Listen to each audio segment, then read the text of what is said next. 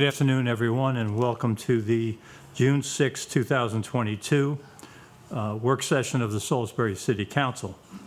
And following the work session, we will have a special meeting. We have, first up, we have some presentations, and City Administrator Julia Glantz will guide us through that. Good evening, Council. Good evening. We have a few proclamations for us today that represent or are celebrated in the month of June, since we have a few less meetings this month. So I will start with the one that comes first, which is Proclamation for Pride Month. Whereas the City of Salisbury has a diverse lesbian, gay, bisexual, transgender, queer, questioning LGBTQ community and is committed to supporting visibility, dignity, and equity for all people in the community. And whereas many of the residents, students, city employees, and business owners within the City of Salisbury who contribute to the enrichment of our city are part of the LGBTQ community, and whereas various advancements have been made with respect to equitable treatment of the LGBTQ community throughout the nation, but there continues to be some opposition against people from the LGBTQ community, making it important for cities like Salisbury to stand up and show support for our affected residents. And whereas several cities across the United States recognize and celebrate June as LGBTQ Pride Month, I'll say more than several, whereas June has become a symbolic month in which the LGBTQ community and supporters come together in various celebrations of Pride, and whereas the rainbow flag, also known as the LGBTQ Pride flag or Gay Pride flag, has been used since the 1970s as a symbol of the lesbian, gay, bisexual, transgender pride and their social movements, and proudly flies outside of this building. And whereas this year the City of Salisbury will host its first ever Pride Parade and Festival in downtown Salisbury on June 25th. Now, therefore, on behalf of Mayor Day, do hereby proclaim June 2022 as LGBTQ Pride Month. So I hope everybody is able to attend the festivities that are happening throughout the month and attend the festival on June 25th. That is free to all. Our second proclamation is, do this one next, is in celebration of Sanitation Workers Week. And we've done this one in the past as well. Whereas the first landfill was developed in Crete around 3000 BC by digging large holes for refuse, creating the earliest documented sanitation regulation efforts. And whereas sanitation workers have since selflessly and tirelessly shown up to the job in all weather conditions and environments, most recently during the COVID-19 pandemic, to keep our streets clean, ensure safe disposal of household and commercial waste, and prevent contamination from a variety of viruses and bacteria.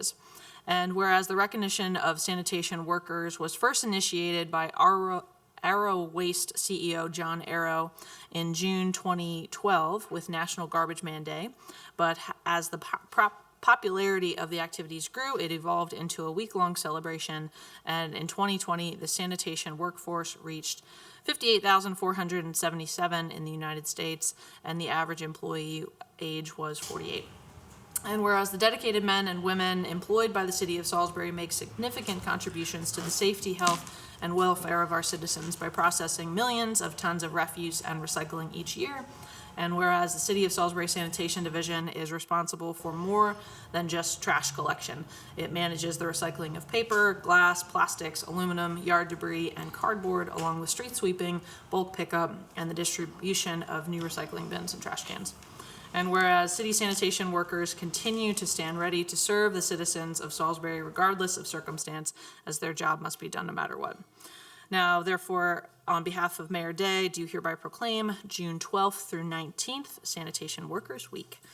And I'm excited that this Thursday I will be doing a ride-along with the recycling team. So I'm really excited. So if there's anybody on the Thursday section, which I think is southeast, that section of the city. Friday would be good. Thursday? What's Thursday? Friday would be a good. I will see you, oh no, Yeah, I won't, I'll be I think away. it's over. Yeah, but I think it's your. But make sure you it's over empty by- it. Good. Yeah, so, Some extra presents. you know, keep me busy, I'm sure. And lastly, we have a proclamation for Juneteenth. Whereas President Abraham Lincoln signed the Emancipation Proclamation on June 1st, 1863, declaring that all persons held as slaves within any state or designated part of the state shall be then henceforth forward and forever free, thus paving the way for the passing of the 13th Amendment to the United States Constitution, which formally abolished slavery in the United States of America on December 6, 1865. And whereas more than 2.5 years after President Lincoln issued the Emancipation Proclamation, Major General Gordon Granger led Union soldiers into Galveston, Texas on June 19, 1865, bringing news that the Civil War had ended with the surrender of General Lee at Appomattox Courthouse, Virginia on April 9, 1865, and the Emancipation Proclamation had declared all slaves to be free. And whereas Juneteenth, combining the words June and 19th to celebrate the events of June 19th, 1865, is the oldest known public celebration of the end of slavery in the United States and has been celebrated by the African American community for more than 150 years. And whereas Juneteenth became an official Texas state holiday on January 1st, 1980, and since then 45 other states and the District of Columbia have declared it an official holiday. And whereas House Joint Resolution 56 and Senate Joint Resolution 11 were passed officially recognizing Juneteenth Independence Day during the 105th Congress in 1997. And whereas Juneteenth commemorates the strength and resolve of African Americans throughout the history and is an opportunity to celebrate African American culture, art, and history. And whereas on a larger scale celebration of Juneteenth reminds us of the precious promises of freedom, equality, and the opportunity which are at the core of the American dream. And whereas in the celebration of Juneteenth, there will be a parade and festival held in downtown Salisbury on Saturday, June 18th, for all to come together and acknowledge this important day of freedom. Now, therefore, on behalf of Mayor Day, do hereby proclaim June 19th as Juneteenth Day in our city.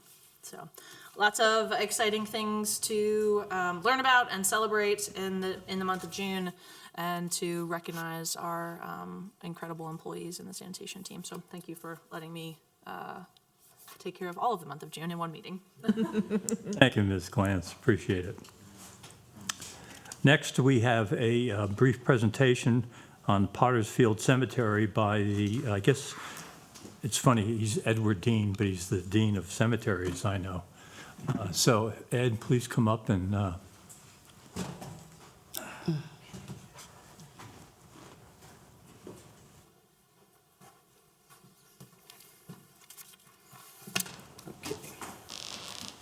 All right, my name's Edward Dean, founder and director of Lower Shore Cemetery Preservation Organization, 501c3 in the state of Maryland, also a member of the Coalition to Protect Maryland Burial Sites.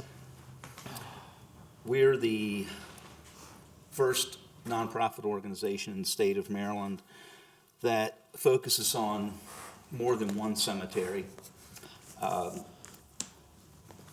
Our mission is the protection and preservation of historic burial sites on the lower eastern shore of Maryland. Really want to thank you for your time today, allowing me to do this brief presentation. Also want to thank a few people here real quick. I want to thank the late James Trader for his relentless work in protecting cemeteries all over Maryland, but specifically on the lower shore of Wycomico County. I also want to thank Ian Post with the NAB Center for the information that he did supply to me. I'd like to also thank Kevin Lindsay for his compassion when he worked for the city towards cemeteries. I really respect this gentleman, and he was very helpful in understanding, the significance of all of our burial grounds. And lastly, Mayor Day, for the numerous meetings I've had with him on Pottersfield, on site, and numerous meetings in his office. Okay. Over 600 cemeteries just in Wycomico County. Today I'm here to discuss just one Potter's Field, or also known as Old Salisbury Cemetery. Most of what I'm about to discuss was presented to the City Council back in 2006 by James Trader. This man was incredible. I have many mentors, but I have a lot of respect for this man and everything he did.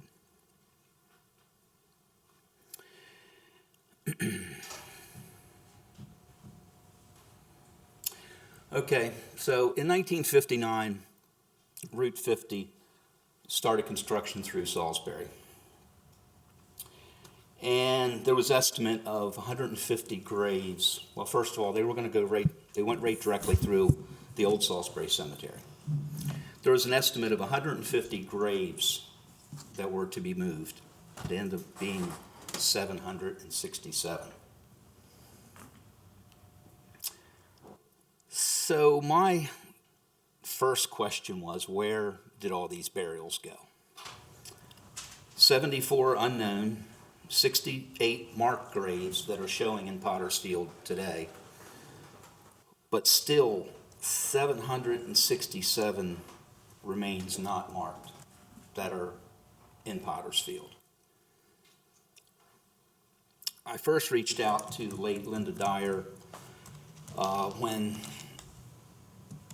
of course, she was alive, and she was very helpful and had the same questions that I had. But her being an historian, she let me know that she couldn't focus just on one given topic. So that question was left unknown. I spoke with Carol Smith with Parsons Cemetery, Holloway Funeral Home, and lastly, the city of Salisbury. I went out one day, it's been 2 years ago in April, and started probing the area, walking the area, looking at all the indentations in the ground. And, okay, so let me just flip forward here. I ran across this headstone and footstone that at the time were covered with grass. And the only reason I recognized that something was there, it was in April, grass was turning green. And these two rectangular spots were still brown. So I probed over them and hit something hard just a few inches below the dirt. So this young man died in the late 1800s. He drowned on July 4th in Sharptown, Rensselaer C. Shockley. He was the son of a reverend out of Laurel, Delaware. And that's his footstone.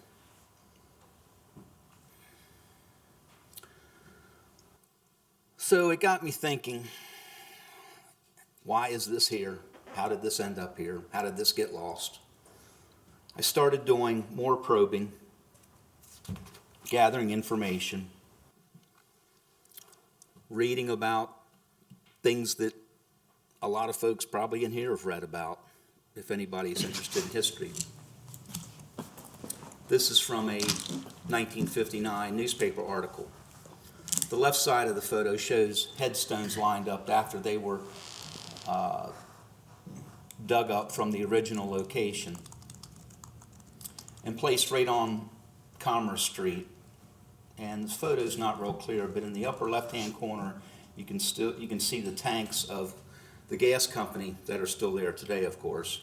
And that telephone pole is still there. And this is about 15 feet where I found this first headstone. On the right side, it shows the workers from South Carolina that the State Highway Administration hired to move the graves. It shows them working. Numerous newspaper articles. The original bid, prior to them knowing how many they were going to have to move, originally it was 150, so their bid was a little over $3,000. This shows the Salisbury Cemetery, and right where you see City of Salisbury, That's directly where Route 50 goes through. And that is the original documentation prior to Route 50 being brought through. So that's what the cemetery looked like originally. Let's see if the laser pointer works here. Oh, it's not going to show up. Okay. So to give you a little bit better idea, on the left-hand side would be Railroad Avenue. And as you see on the bottom there, that's Commerce Street. And where it says Feldman's Investment Corporation, that's the other side of Route 50 now. So all of that was included in the cemetery. A list of the names of who they thought were going to be moved.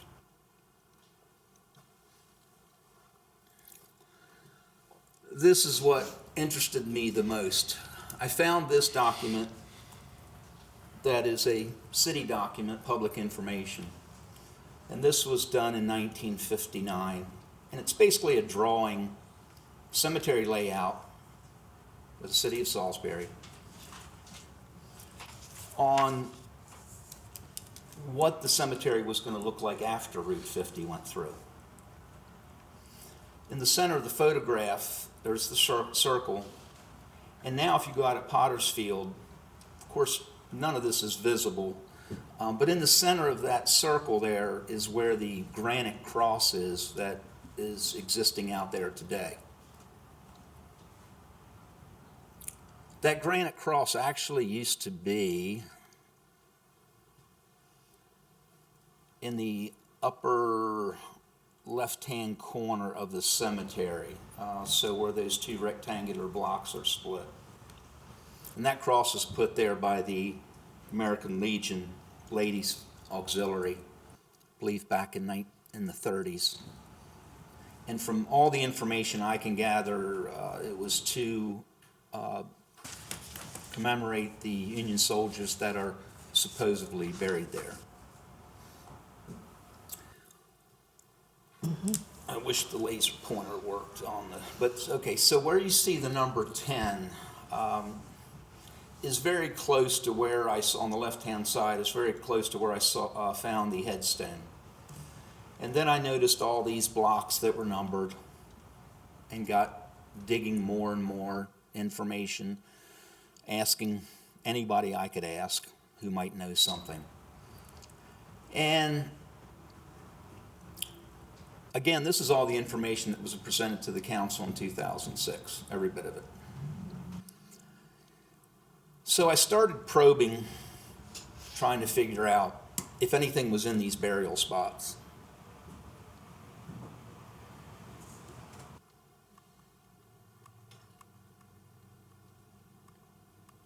Let's see, okay, so I noticed that little purple flower, which I believe is periwinkle, I think.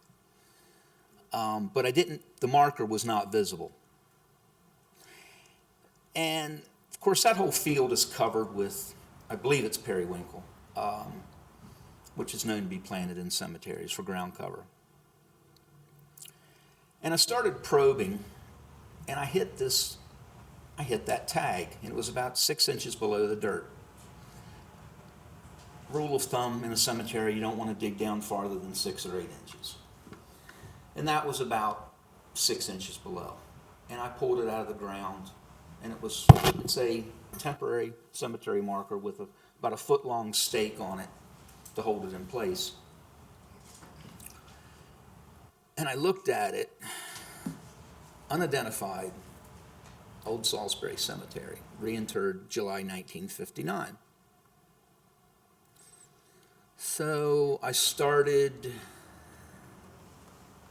doing more probing, and by scaling things off, realized those plots were 5 feet by 10 feet. So once I found that first marker, it was easily to go over 5 feet and find the second marker. So to date, I have found on the left side of the screen all of those plot markers with the temporary cemetery tag. To the right of the circle, all the way to the extreme right of the screen, that center block, I have found the majority of those. And below that, I've not started on that section yet. The rest of those burial plots are what you see out there today with the headstones that have been removed or relocated to those areas. So my concern has always been, what happened to this original plan? Why weren't these individuals respected properly? There's a drawing here that was obviously done by the city or the state, but furnished to the city. And the cemetery has fallen in despair so many different times, even going back to the 1930s. I've dug up newspaper articles saying that it's been overgrown.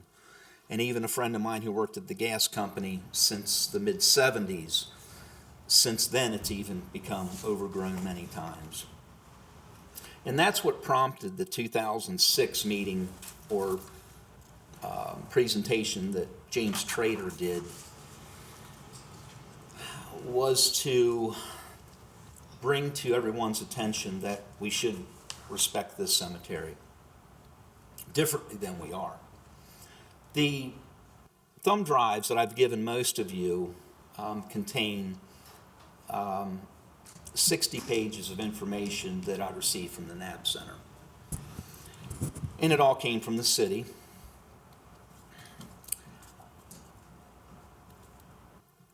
I'm here to basically just inform everyone on what I found. I've talked to different people that know bits and pieces, but putting together this whole package situation that happened, all because of a highway being brought through Route 50. But then to not respect these individuals appropriately. It's not a matter of, opening up an old wound and blaming anybody. I think it's a matter of moving forward and doing the right thing.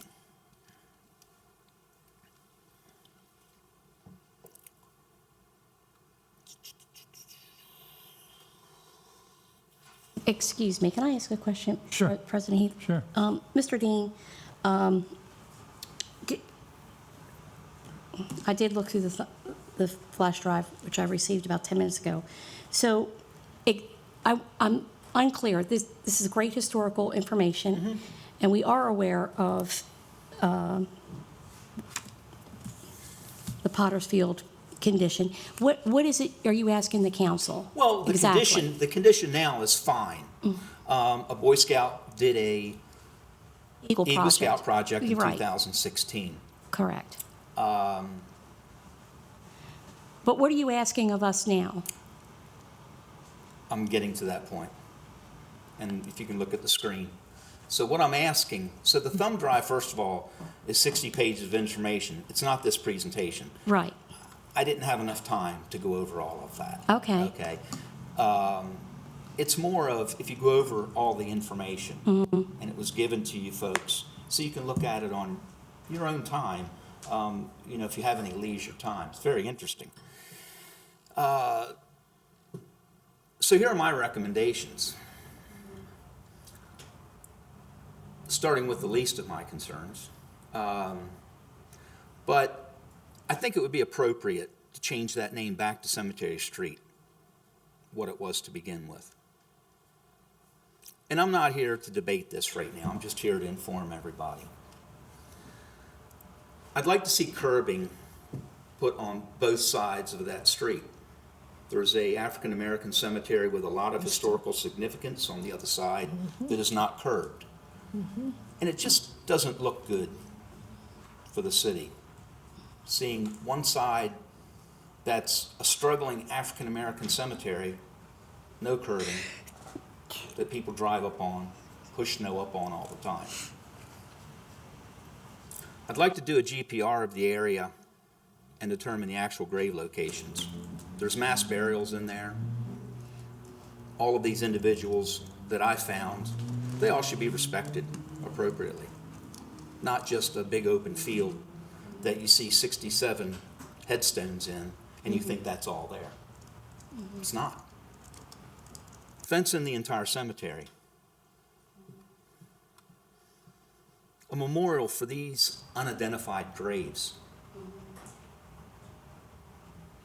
Can I ask a question? Sure. Now, as a little girl, I can remember, and I don't know if this is there any fact or fiction, but I was always told that when somebody passed, that if they had no family, that's where their bodies were buried. That is correct. Okay.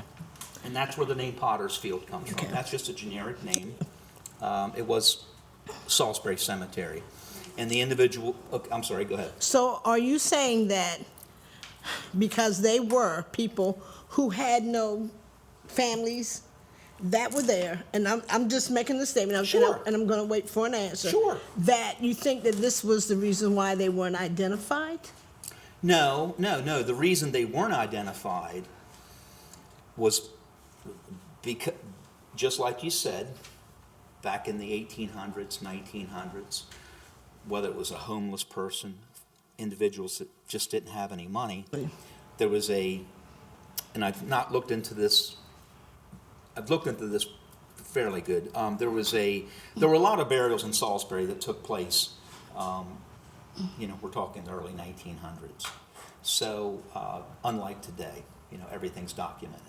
So there were a lot of burials that were done that were not documented. And whether it was someone that didn't have the money for a headstone, or maybe they knew who they were at the time they died, but because of their lack of funds, they couldn't be memorialized properly. So that's where this cemetery came into play. But it wasn't just a potter's field, but it was also a African American part of Yes. that was African American Houston, cemetery. the Houston Cemetery. But unlike the other side of the road, the Houston Cemetery. So Solomon Houston's father and mother are both buried in Potter's Field, as many of us know, and their relationship to Poplar Hill Mansion. I don't think what these are suggestions. And Is this the last suggestion, or do you have another suggestion? Let's see here. Okay. If I could, Ed. Go ahead, Just, Mr. Heath. just to make this maybe go a little smoother, and we're a little behind. Go ahead, I'm sorry. No, it's okay. Could you please write us a letter, Sure. address it to the council, and put in what your desires are Sure. and your recommendations?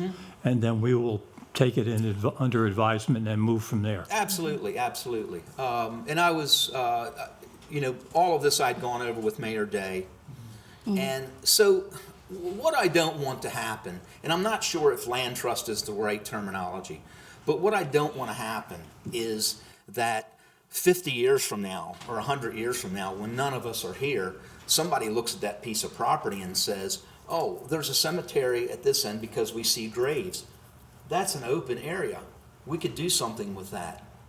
And I don't want to hear because it's a cemetery you can't do something with it, because it's obvious that you can. That's all I'm trying to do, is protect these individuals. These were people that were members of Salisbury, the founding members of Salisbury, whether they were identified or not identified.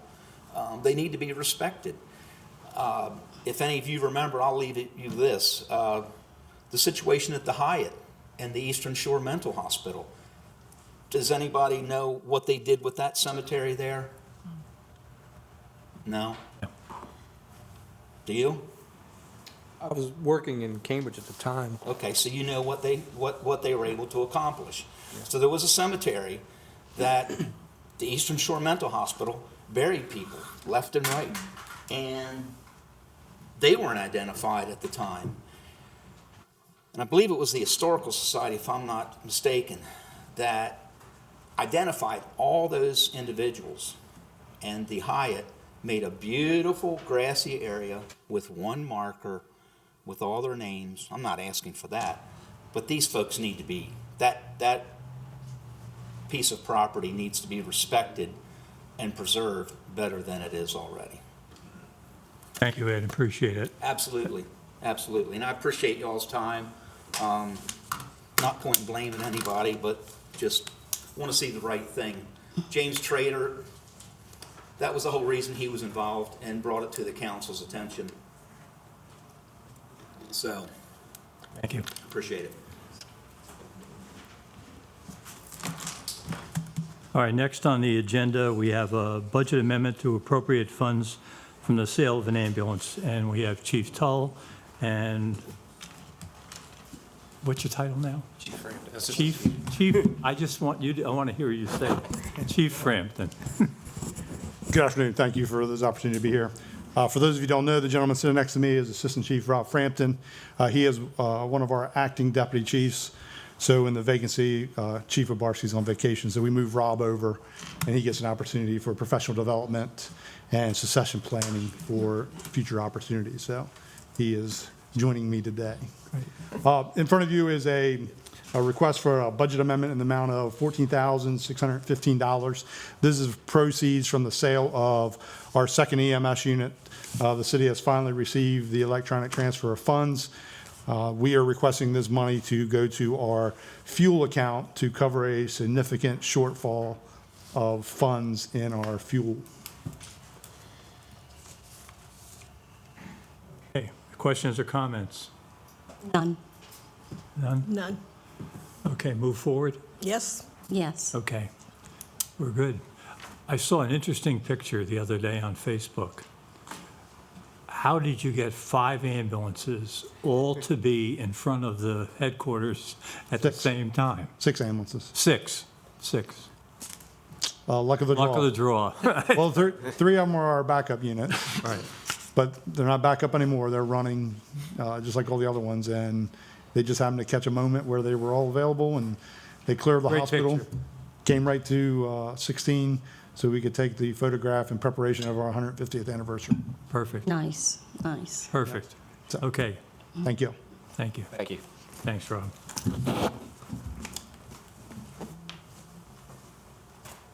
Next up, we have a Vision Zero annual report, and I saw Will walk in, so Will White, how are you?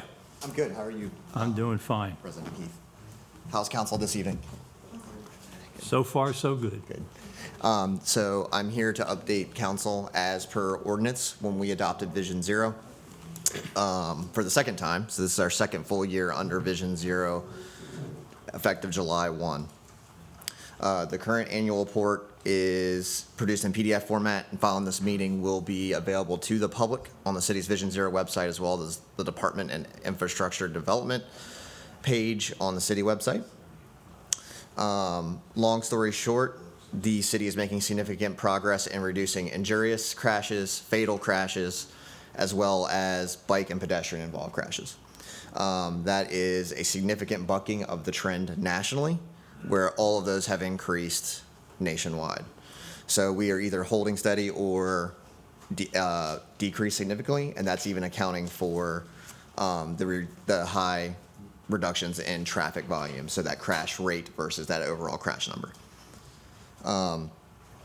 To give a brief overview on, thank you. To give a brief overview on projects that are completed or ongoing. We had St. Peter Street out to bid, which would have been the city's first shared street. It is temporarily on hold just due to cost. Escalations in materials across the board has put that project well outside budget. However, West College Avenue is not only on track, it is in progress at this time. We'll be shifting traffic patterns prepared for the bikeway there in the next week. South Boulevard and Riverside Drive upgrades have been completed. Carroll Street cycle track, if you can scroll down, Julia, a few pages. One more. Thank you. So Carroll Street is in the procurement process at this moment. We are expecting to come to council with a recommendation of award perhaps in the next 30 days. The city traffic calming program, we are trying to move towards a formalization of that program. Right now, it's based mostly on precedent and working with residents. We're working to formalize that process so that residents will be able to download the policy and then go meet and follow it step for step to request traffic calming. And of course, we have our ADA and crosswalk programs, which are consistently ongoing at all times.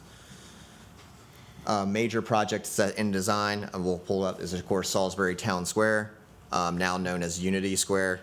That the name was finalized after this was written. That is ongoing, and we expect to break ground on that in the fall. Its design is wrapping up. In fact, I was coming from a meeting from that right before here. Rail Trail, we are pursuing a large number of grant funds, but the first few phases of that are in final design at this time using other grant funds. The promenade at Eastern Shore Drive likewise is in design. And Northwest Bikeways Phase 2, specifically Phase 2A, which is West Road, has completed design and would move towards construction this summer. As far as the goals of the action plan itself, this has been a year of catching up on delays that were induced on us by COVID.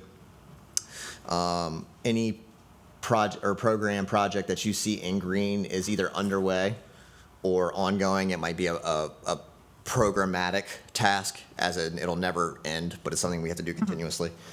And we were standing up the program. Anything completed or in gold is marked complete, such as the Speed Awareness and Safety Program. That is the program where we purchased the radar feedback signs. Those have been purchased, and we are moving them around the city consistently with our traffic calming program. We're making significant progress on eliminating fatal crashes on the high injury network, which is something I'll touch more on towards the data at the bottom.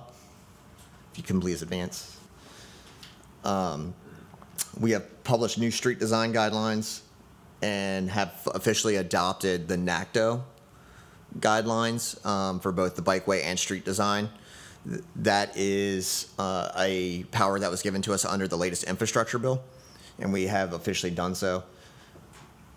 The internal GIS tools, websites, items like that have been completed. There'll obviously always be room for improvement there, but they're substantially complete. Our biggest delays, if you scroll down just a little bit more, have all been in the education and outreach component. Two major reasons here. One, more so than anything else, is the COVID-19, just safety restrictions. We've been avoiding putting personnel in contact. That's starting to change. But the Fire Safety Academy and the police department's elementary school outreach programs were huge components of that, and they have not restarted yet. We're hoping that they restart, in the next year or so. If you can scroll down for me, thank you. So a data highlight for FY22 in review. Fatalities are up nationally, so the national highlights. Crashes have decreased, but the severity of each crash has increased significantly.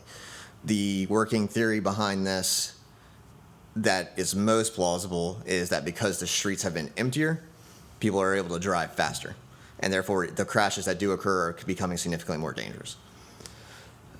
VMT has recovered to approximately, so in other words, vehicle miles traveled, the amount of driving people are doing, has reached 95% or more of pre-pandemic levels, but the pattern has shifted. Traditionally, you had an AM and a PM peak as people commuted. With working from home, that is now shifting. It kind of flatlines in the morning and hits a plateau in the mid-afternoon and stays there until about 7 or 8 p.m., which is a shift that is going to have an effect. So that new peak is lower than previous peaks, but it's longer, and it's having an effect on traffic patterns. In Salisbury itself, our overall numbers remain down. And as I stated at the beginning, injurious crashes have increased as a percentage of crashes, but they are still far down compared to previous years, which is where we're bucking the trend of other places. All indication is that the Vision Zero initiatives are working. As part of changing the dangerous street design, we had designated the high injury network. Those streets are what you see before you here on this page. And on the right, you'll have a status of where that project is. So you can see every street on the high injury network has an ongoing project or a completed project. So it's either at conceptual, moving towards design, in design, or has been completed or is under construction. Reflecting that overall crash rate, You can see the overall crashes there had a significant dip in 2020, but the crashes with some level of injury dipped as well in 20 and has stayed down in 21. Not as much as we would have liked with the amount of volumes, but that's kind of matching what we're seeing elsewhere. This is that slight shift that you're seeing in the vehicle miles traveled, where the peaks are lower, but you have more of a plateau in the middle to late afternoon, which is affecting what flows where. The big national news this year is Safe System. That name has since changed since we made this and will be adjusted in the final version. It is now Safe System versus Safe Systems. But the federal government has essentially adopted the equivalent of Vision Zero. They just call it Safe System. And they have produced a series of grants based on this and have created new guidance for road design that is national, much in the trend of the NACTO design guidelines that we use. So nationally, you're going to begin seeing much more of what you see in Salisbury.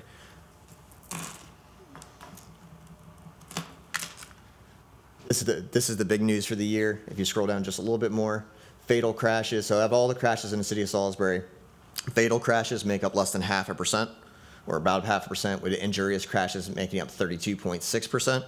The rest are the property damage crashes. Obviously, we're focusing on the fatal and injurious crashes. And if you mind scrolling up just a little bit for me, Julia. Up, please. Sorry. In coordination with that, since last year, that is a 19% drop in injurious crashes.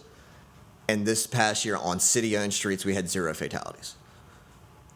On city-owned streets. I do specify that. We still have crashes in the city limits that have been fatal. We're working with our partners that control streets that we don't, that will take longer to fix, just due to the volumes they carry and the limitations they work under as well. In closing, we have a serious number of projects coming up, probably more than we have in the last few years, targeting our high injury network. So we're looking to observe further reductions in injurious and fatal crashes, as well as we are working on the city's Move SBY master plan, which will help unite these efforts with our other transportation goals, including reductions in vehicle miles traveled and emissions over the next 30 years. And that's all I have tonight, and I can answer any questions you may have. Good presentation. Questions? No, that's fantastic. It's great. Yeah. It's all great work. It's nice to see things are moving, and those numbers really look great. Fantastic presentation. Thank you. I've got a couple of questions. Just we're in the process of still with the sidewalk ADA compliance. Any guess of what percent we're in compliance? I can get you the most up-to-date answer. We do track it on the GIS system, so I can pull and reference for you. I don't have the number in front of me. That's fine. It is a moving target, because as those policies update every so few years, everything that was built previously becomes non-compliant. So everything, as of right now, built before 2015 is non-compliant. So we essentially started in scratch again January 1, 2015. Our government at work. Yes. You did say something in reference to the rail trail. I was kind of like trying to plug my Oh, you're okay. my computer and my laptop in. But where are we at with that so far? So it's divided into approximately 8 phases, if I remember correctly off the top of my head. Phase 1 and 7B are under design, so the north and south ends are under design, with 7B nearing that level. It is also grant funded for construction. So we're working through, it's grant funded through Maryland Department of Transportation, so we're dealing with their requirements. So that will still take a while to get to construction. But phase 1 is under design with the Maryland Department of Transportation Bikeways grant that we've always had good luck with, and we look for that design to wrap up in the next 6 to 8 months. We are also asking, or have put in grant applications for design of phase 2 as well. So we are moving along in various stages of design, and we also have a early design work contract for phase 5-6 area, which is your East Railroad Avenue to roughly Naylor Street. So a guesstimated time of when it will be completed. You'll complete in total, or when you'll start seeing segments? In segments, yeah. You'll probably see the first segment, if all goes well, enter construction in the next 12 to 18 months. Yeah. Tying in with that, there was an agreement, I believe, with SU. Is that still aligned, and is that part of one being the south? There is a easement that we have worked out with SU where they've allowed us access to their land, so it's actually we are building it on university land. Right. We will build the first segment. It's not part of the university proper. The university has a goal to support construction of phase 2. At the time when they first pursued it, they had a certain amount of money be set aside. They have had to reallocate that money just as government budgets work. Timeline exceeded what they could hold that money for, but they do intend to still support if they can fiscally. Thank you. I have another one on the slowing humps have really worked based on the neighbors that have called me and said, these are the greatest things. But the problem we've created is our own self-fulfilling prophecy. The next street over now becomes the target, and they want us to have calming bumps. So, but I think the focus is right, and we need, what you're doing in terms of the streets we are putting them on are certainly the key streets where we've seen some of the accidents that you've been talking about. The other thing is on some of the, I'll call it the Isabella type bump outs. The canes, yes. Yeah. There are the reflectors now on all of those so that the people can see them clearly? They do not. Are you referring to Isabella specifically? No, or I'm others? talking specifically College and, College is the one. They are in stock and on field ops schedule to help us install. I don't know off the top of my head what their projected timeline is, but I can find out for you. Yeah, could you please? And if they need help, I'll come and help. But yes, they are. Because it's in my district. But those also work, by the way, which is good. Let's see. I think that's my list. Anybody else? Thank you, Will. Thank you. Tell everybody, good job, please. Have a good night. Good night. Good to see progress. Next, we have South Division Street Rainier annexation, and building official Bill Holland is there. Hi, Blair. Good afternoon. Good afternoon. The city recently received a petition for annexation for a 1.5 acre site located on the easterly side of South Division Street and corner of Only Road.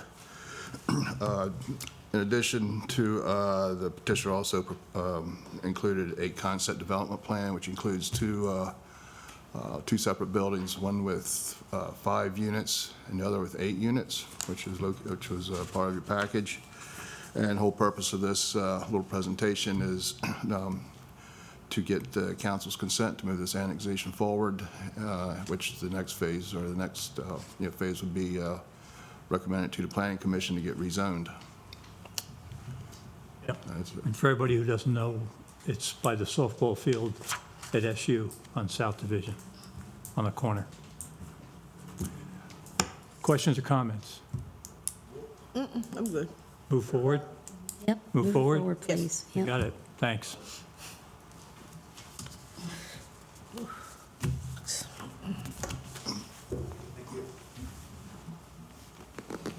All right, Nate, you're up. Okay, Here we go. drum roll. Is this the final presentation before you go to? For now. Europa? Presentation. I'll be going back to being a volunteer like I was for the past 5 years before I. You can't go came until on we resolve this issue. Well, then I hope we resolve it tonight. All right, go ahead. Drives a hard bargain. I love it. That's the way it goes. As you know, would you like me to give an overview of what has changed since our last work session? Okay, thank you. So we're keeping it brief. Yes. Made my day. So council, we have not made any changes to the text of the ordinance itself, Ordinance 2729. So the ordinance, as was proposed at our last work session and as you passed on first reader, has remained the same. And I know our wonderful legal team will correct me if I go wrong, but that's remained the same. The only change that we made was to the proposed FY23 fee schedule, which I know you will be considering at your special meeting next. And that's simply where we removed our proposed accident cleanup fee, simply because the intent of the administration was to allow the tow companies to bill for accident cleanup under that additional labor fee that we've proposed, which would actually allow them to be more fairly compensated based on the amount of time that would be required to clean up the accident scene. So that fee was just a little bit redundant, and it was the result of just council suggestions, administration suggestions, and we had a bit of overlap there. But that is the only change, and once again, that was to the fee ordinance, not the actual towing ordinance that we have revised, and that's before you now.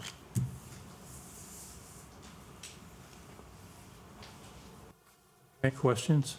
Let me open up Pandora's box a little bit. Knew you would. Told you I would. So what if we looked at a lot of the fees related to accidents and unregulated those?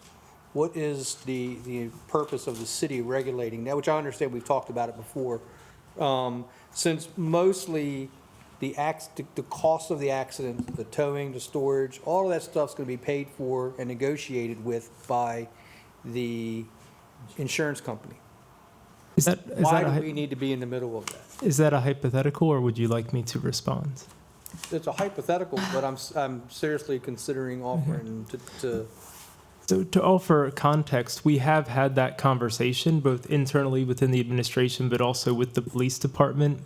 And our police department has strongly advised against going that route. I believe their concern was rooted in history before we regulated accident tows, and there was a concern for price gouging.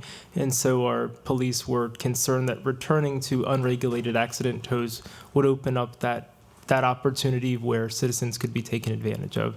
I would defer to the police for any further specific questions, but I know that was the gist of their concern. Well, I mean, ultimately, it's negotiated by the insurance company, and that's between the insurance company and the tow company. I understand that. I don't understand the specifics of their I concern. do have a question. Is it a true negotiation, or does the insurance company say, this is what I'm going to give you? Because that's what they did when I had a problem. There's no negotiation that goes I would up. imagine. I don't know. Imagine it would be a negotiation. I mean, as far as like trying to negotiate the price down if they've left something there for 2 months. I mean, that's because the insurance company didn't act on So there was a clearing it time, out. so there was a time before we regulated the fee that it was unregulated and the towing companies just dealt with the insurance companies and the customer. How far back was that? My understanding is that was sometime during Mayor Ireton's administration. I see you, but I'm not going to call on you now because there'll be a time when you guys will give your input. So this discussion right now is between the council. So at some point during Mayor Ireton's administration, my understanding is this fee, or these fees were proposed and adopted to regulate accident tows. I don't know specific answers, but Officer Tucker would most likely be able to give you a more exact answer. Okay, my car now. I need to get some clarification. It's a different price between accident and just a breakdown. There's an accident vehicle tow, which, and once again, this is in the FY23 proposed fee ordinance. So this is what you'll be discussing in the next meeting. But our proposed is to take that accident vehicle tow fee from $200 to $300, and then the disabled vehicle tow fee would go from $80 to $100. And these are when it's a police requested tow. So these are not just a private citizen calling to request a tow, but these are the police directed tows. Okay, has anyone ever asked the insurance companies, per se, what they would charge? Or what their charge would be for having a tow truck go? And think I can add varies, depending on, On what coverage you purchase. right, Right. Yeah. it does. I mean, it could be, it's like having I've got a $1,000 deductible. Because mine is 50. My daughter has, How does the regulation of the towing fees deal directly with price gouging? How does that equate? I would imagine it would be something along the lines of the customer has to, the insurance company will only cover so much, and if the tow company wants to charge more than that, then that portion is the responsibility of the customer. And at that point, the sky's the limit. If you know, the tow companies charge more than what the insurance is willing to cover, then the person in the accident is on the hook for the rest of the cost. So that's where regulating it comes in, is it helps keep the cost down for the customer. Yes, the insurance company will cover a certain amount, but they're only going to cover the amount that they want to cover. Like Jack said, there is no negotiation. They are going to pay what they want to pay, and that's it. Whatever your policy, if you have a liability-only policy, or you know, you don't have that, you know. But that's what I was trying to say. Why would, if the insurances are only going to cover X amount of money, depending on your policy. depending on your policy, then suppose if they don't, okay, I'm going to say for instance, you have a car that's in an accident and you're saying $300, right? I'm just saying, you're just making it. That would be the. Okay. Yes. Suppose the insurance company only pays $200, so the customer's still stuck with $100. Right, exactly. So- That's what I'm saying. so- That's where regulating it comes in. Where is the price? I can't. For me, I'm gonna be honest with you. I cannot see. They have to bring the equipment out. They have to get out of bed any time of the night that they're called. They have to sweep up the stuff, clean up an accident scene, basically, and we think that's just worth $300. It's not as easy as that, because if a person has a deductible, a huge deductible, then the price is different. And every policy, depending on what it is, I bet you if you went and asked all these guys if they all have the same policies, they would tell you no. I do understand that, but what I'm not understanding is if that person, even if they don't have a deductible, a deductible like $250, they got to pay the deductible and then the $300.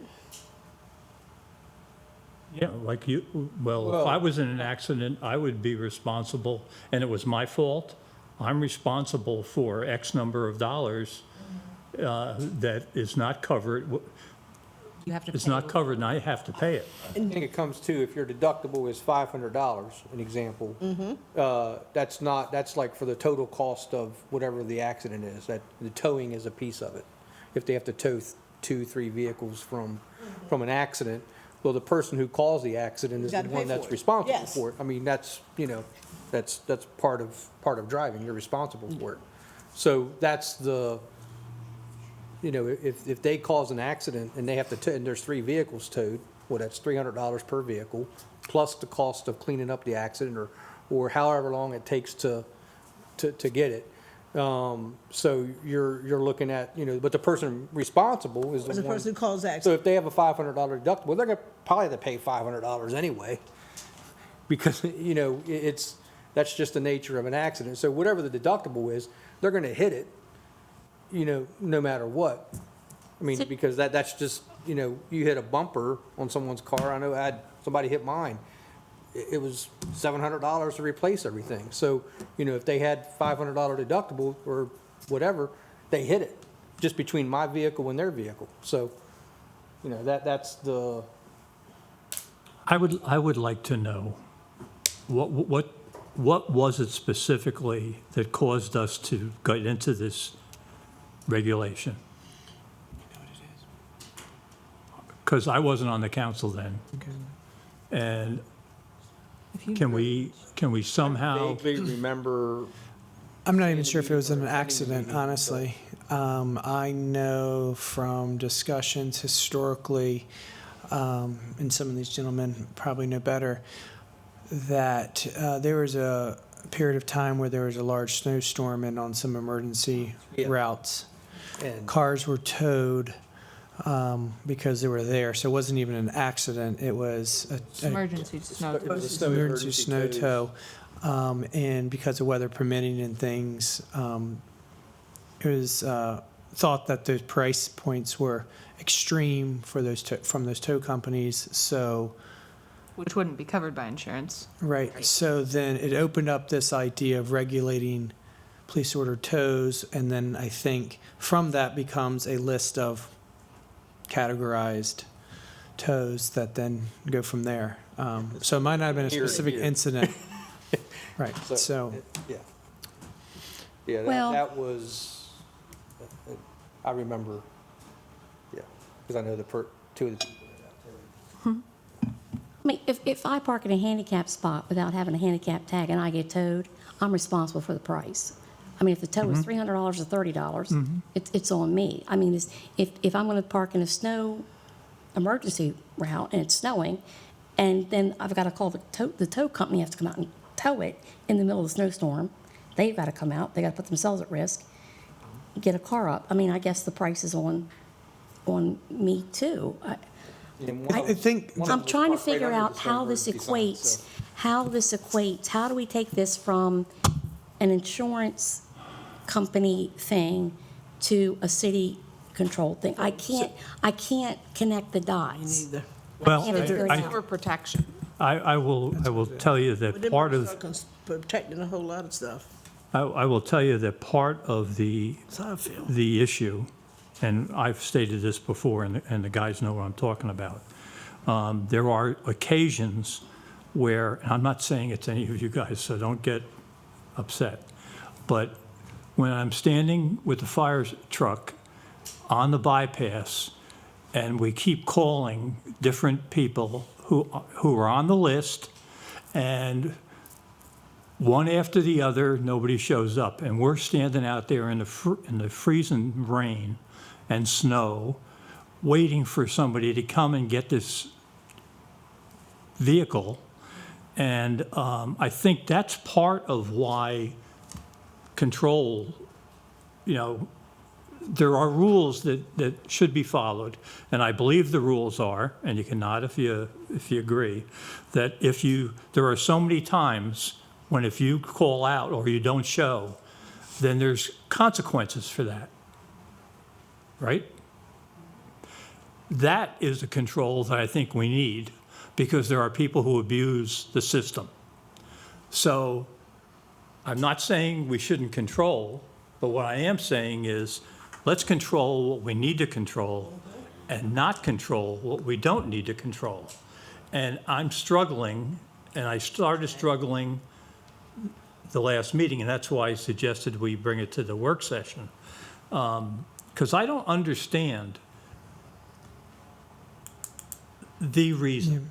And There's history there. It predates most of us at this table in the decision making. I do know the gentleman when I spoke with them.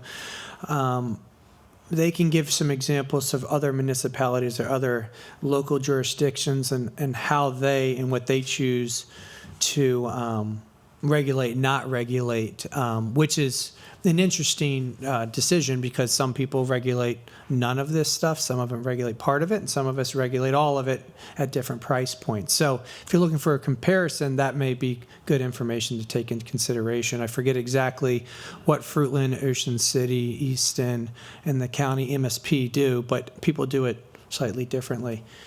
let me ask this then. Let me ask this. Does this have to be settled tonight?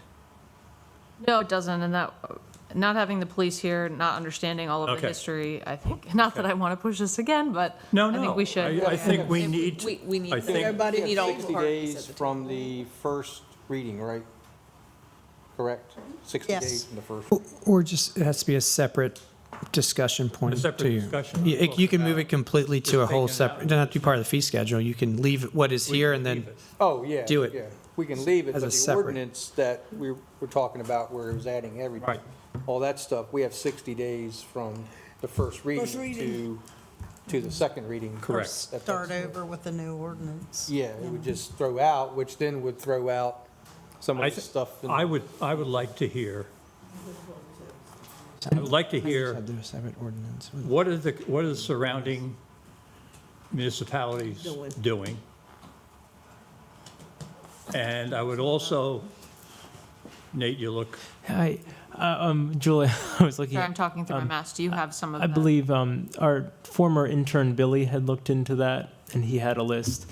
But it's two separate issues: the ordinance and the fee in the proposed fee schedule. And I understand, Mr. President and Council, if you'd like to wait on this and defer it once again. Quite frankly, from the administration standpoint, I don't know who would be picking up the mantle to come back before you and make those changes. But I would emphasize that this started out by, just as you noted, changing that policy for declinations and that penalty policy. And then the scope of our changes grew from there. And the ordinance itself, what I'm hearing, it's not individuals taking issue with the ordinance, it's with the fees that we're allowing to be charged. So they are, to an extent, they are two separate issues. The regulation as a whole is, once again, a third issue. So I'm just not sure the scope of the, Well, I think we were just talking specifically around the fees Right. with the accidents. I was. And then the only reason I brought up the list thing, because that's an issue, and it has to be controlled. Otherwise, you're going to that's have in guys picking and choosing, saying, yeah, it's a beautiful night, I'm That's going in the out. new, that's in the new. yes, The new ordinance. that's where it started. That's where the new Right. ordinance started. Right. But, sometimes when you get an ordinance and you go, it gets a life of its own, and all of a sudden it blossoms. I think we're in the stage of almost blossoming, and I want to do it so that it's fair, and I want to do it so that we still have control over the things that we should control. That's right. That's my take. Mine too. Mr. President, can I ask a question of you? What are the items that you believe the city should have control over in either the ordinance or the fee schedule? What would be the line items or list items? Well, the one is the control that we have because of the list. And I haven't looked at the total thing, but I think that we need to review the entire list and decide. It just, We can do that, we For can do fees? that by going through with the ordinance and then look at it within the next 60 days and make up our minds. Mr. President, I was reaching out to the chief. She is available to hop on. If we want to go to maybe one of the next items and then go back, or this is the last thing on the item. Okay, we can do that. If we want and Okay, so we'll wait, the chief's going to come here? Or to, she's jumping on. On Zoom. Oh, she's going On to jump on Zoom. there? Okay. Yeah. She takes her. And as we are waiting for, if I may, as we're waiting for her to hop on, and again, this can be corroborated with the gentleman here if they're going to have any public comments at the end. The main concern in our discussions was anything related to accidents. That being taken off the table is the most beneficial because that price point is too low in their minds, and there's too many variables at stake for it to be regulated at that price point. The other ones, though may be low, still seem to be reasonable and are enforced at most of the other places. So anything that's added on to it, it's like cleanup and stuff like that, that's all based off of accidents, so that could be removed. She's joining right now. Unable to find some.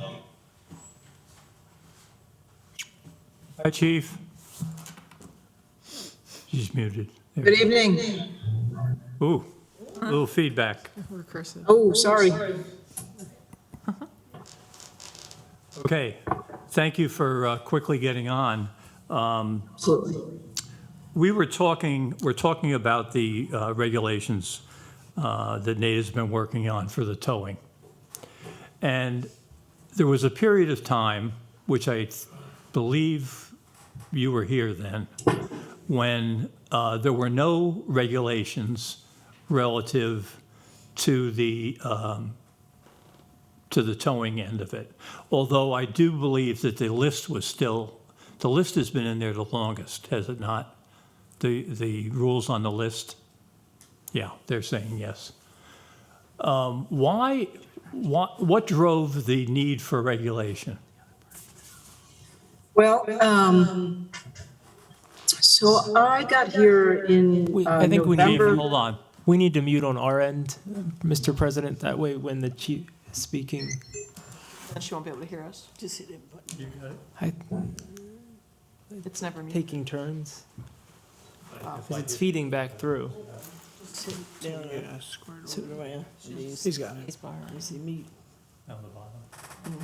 Okay. All right, try it now, Chief. Okay, I Sorry. believe I see you guys muted. Nate, maybe you can just maybe raise your right hand, give me a wave if we're good. Okay, excellent. So I got here in November of 2010. And at the time, the city had just come out of experiencing the major snowstorms that prior winter. And apparently there was a lot of, there were many public complaints that had been received regarding being overcharged for not only for towing during the storm, but then also storage fees were exorbitant at the time. So I was charged with finding out with our neighboring jurisdictions here in the region, how much folks were being charged for towing and storage. And then that's how the whole process began. There was very little by way of regulation. And that snowstorm really drove public outcry at the time. So that's how it all started. We need to unmute ours before, it's for her to hear us. There.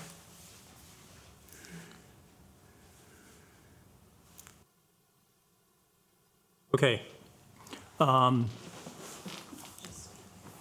That's pretty much what the general consensus was, what drove it. Have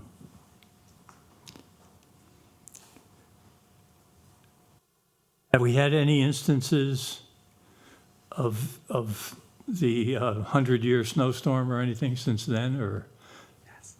I'm just trying in my head to understand why, other than the refusal to come out in the list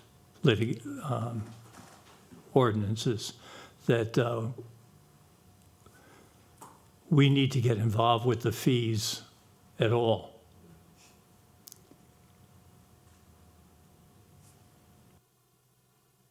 I know you're just hearing that, but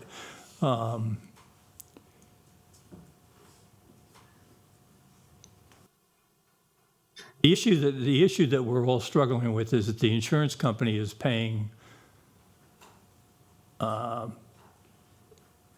amount that they, based on their the insurance coverage that they have, that the tow truck drivers have, and that the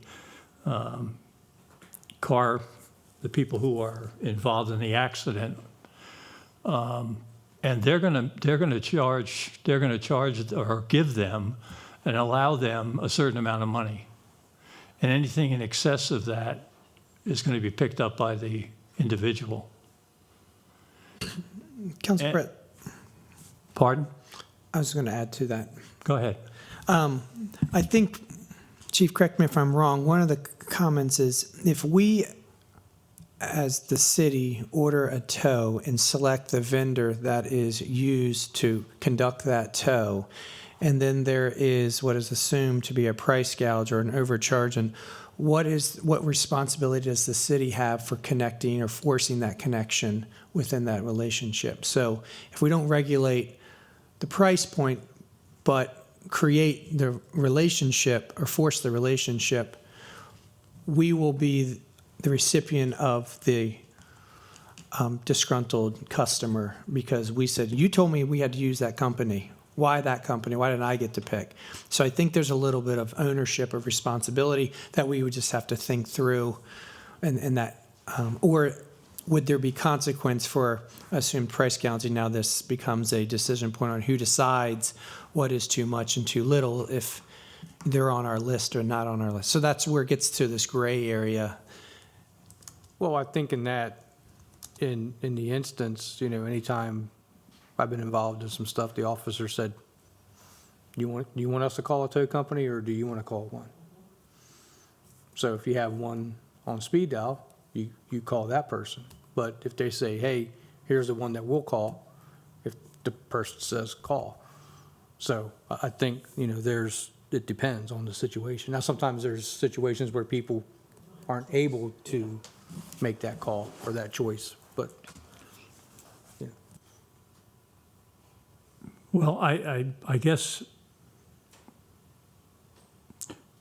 there's a difference between a guy running off the road and hitting a tree, and they pull him up with a chain and put him on the truck and go. And there's another one where the car's cut in half, and they're there, and I've been there, and they're there for 4.5, 5 hours trying to get this car onto the truck. And then if you add weather on top of it, it's even worse. So I don't know how you do that when each incident It's different. is could be so totally different. Now, I think the bulk of them are the kind of the easier ones, but I mean, some of them, and I just don't know how you make that, how you control that through ordinance. Somebody is going to end up short. Either they're going to end up short, or the person is going to end up short because the insurance carrier is just going to say, hey, this is what I'm giving you. This is according to your policy. This is what it is. And so we owe it to the people, to those people, and we owe it to the citizen if they're getting messed up. But how do you do that on an item basis that isn't repetitive? Like water and sewer. Everybody has water and sewer, and the price that you get and the things we put around it are consistent. With this one, the more I hear, the more confused I get as to how we're going to do this. Well, Mr. President, I think we added, I'm coming to you, Chief. We do. We did add a. Additional labor fee. And that was, with that in mind, the intent of that additional labor fee proposed by Councilman Boda, along with a few other fees that we incorporated, were so tow companies could, collect more revenue for those tows that are taking 4 hours to complete. And the proposed rate for that additional labor fee is $80 an hour, billed in 15-minute increments. So if your tow took an additional 3 hours and you could document why it took an additional 3 hours, we would be allowing you to charge $80 an hour should you adopt the proposed fee schedule. We also have that non-reusable cleanup materials fee.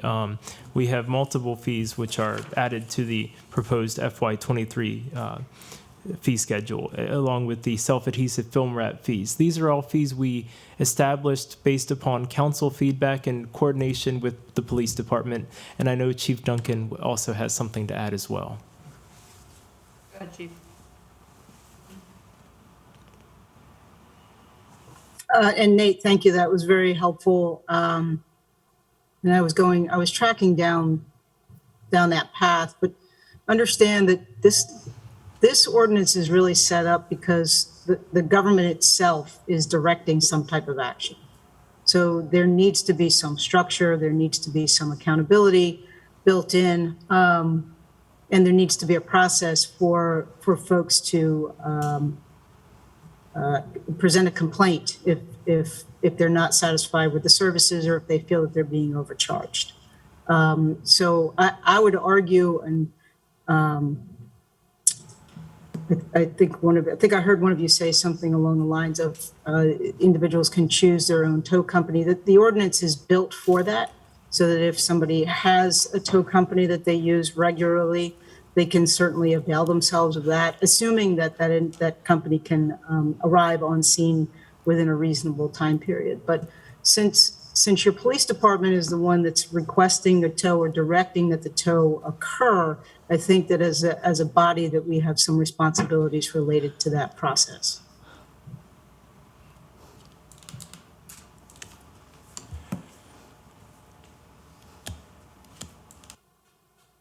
Comments? I missed it.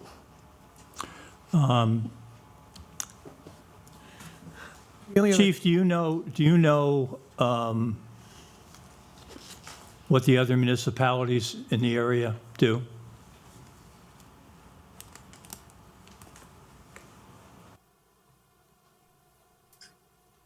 Yes, hang on just a minute. Let me turn this air conditioning unit off.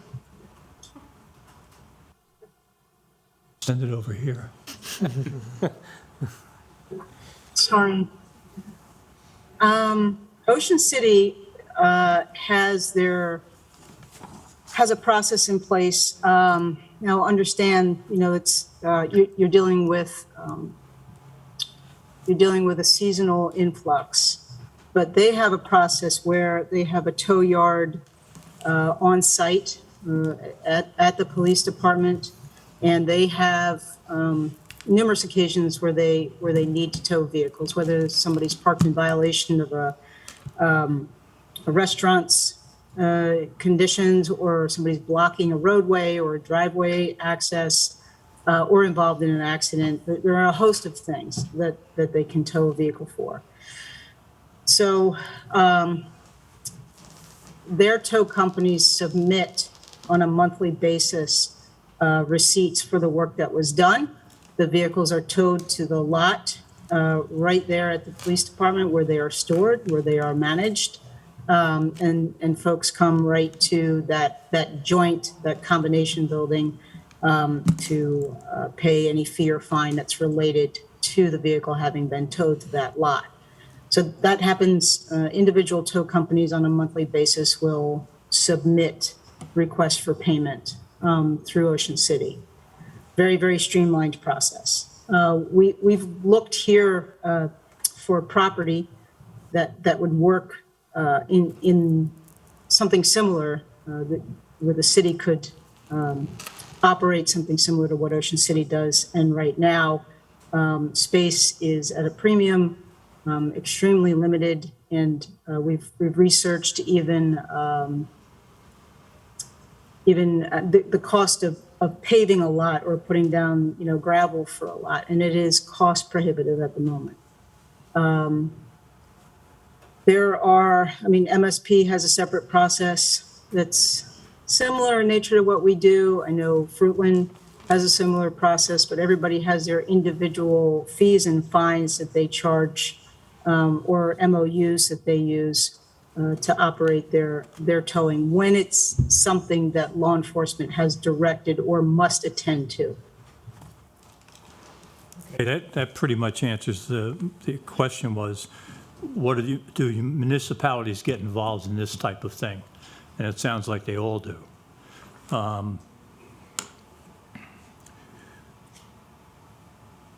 Have you gentlemen seen the additional charges and everything else that were on here? Charges, as in the fees Yeah. itself? No. You haven't? No. Spoke to Nate earlier today, and he said that at the time I spoke to him, which I think was around, 2:30, that they had not been printed up yet, or there was making some fine adjustments. I emailed out the packet to you and also one of the other tow companies after it was published online. Unfortunately, the packet for the special meeting, which included this proposal, was not published online until about 3:30 this afternoon. So I emailed that to you around 3:30 as soon as it was published online. All right, could we do this? We have other items on the agenda. Could we get them copies of what the charge is? Because what I just heard now, I didn't even have a chance to look at some of the things. And if it's like you said, the charges are per hour. None of those were what we talked about 2 weeks ago. These were, yes. So these were what we talked about 2 weeks ago. Nothing changed. The difference was 2 weeks ago, we had the hearing on the mayor's proposed budget. Right. And these changes were not in that packet because it was not in the mayor's proposed budget. Gotcha. We had already made the changes. PD had already reviewed the changes. Council had seen the changes when you had the budget hearings. Okay. These were discussed at the budget hearings. They simply were not included in that packet because it was the mayor's proposed. So the timelines just got mixed up, as you're well aware, and that's the reason for some of the confusion. All But right. I can go ahead and run off a few copies of this. Yeah, let's still do that. Run off a few copies. We'll go to the next item on the agenda, and we'll come back. I think we're at the end. We can do public comments. Yeah, we can do public comments. I would like to have them have that. You have the sheet? I have Fruitland's rates. These are Fruitland's regulated rates. I made Okay. copies. All right, then let's wait until you get your rates. Let's take can we take a 5-minute bio break for everybody? Sure. Is that all right? Sure. Okay. Let's take a little bit of a break, and Nate will bring those things out. We're going to try something a little different. Nate, could you come back up? Could you gentlemen talk among yourselves and give me 3 people to come up and sit here? That was not an election. Yeah. That looked like musical chairs.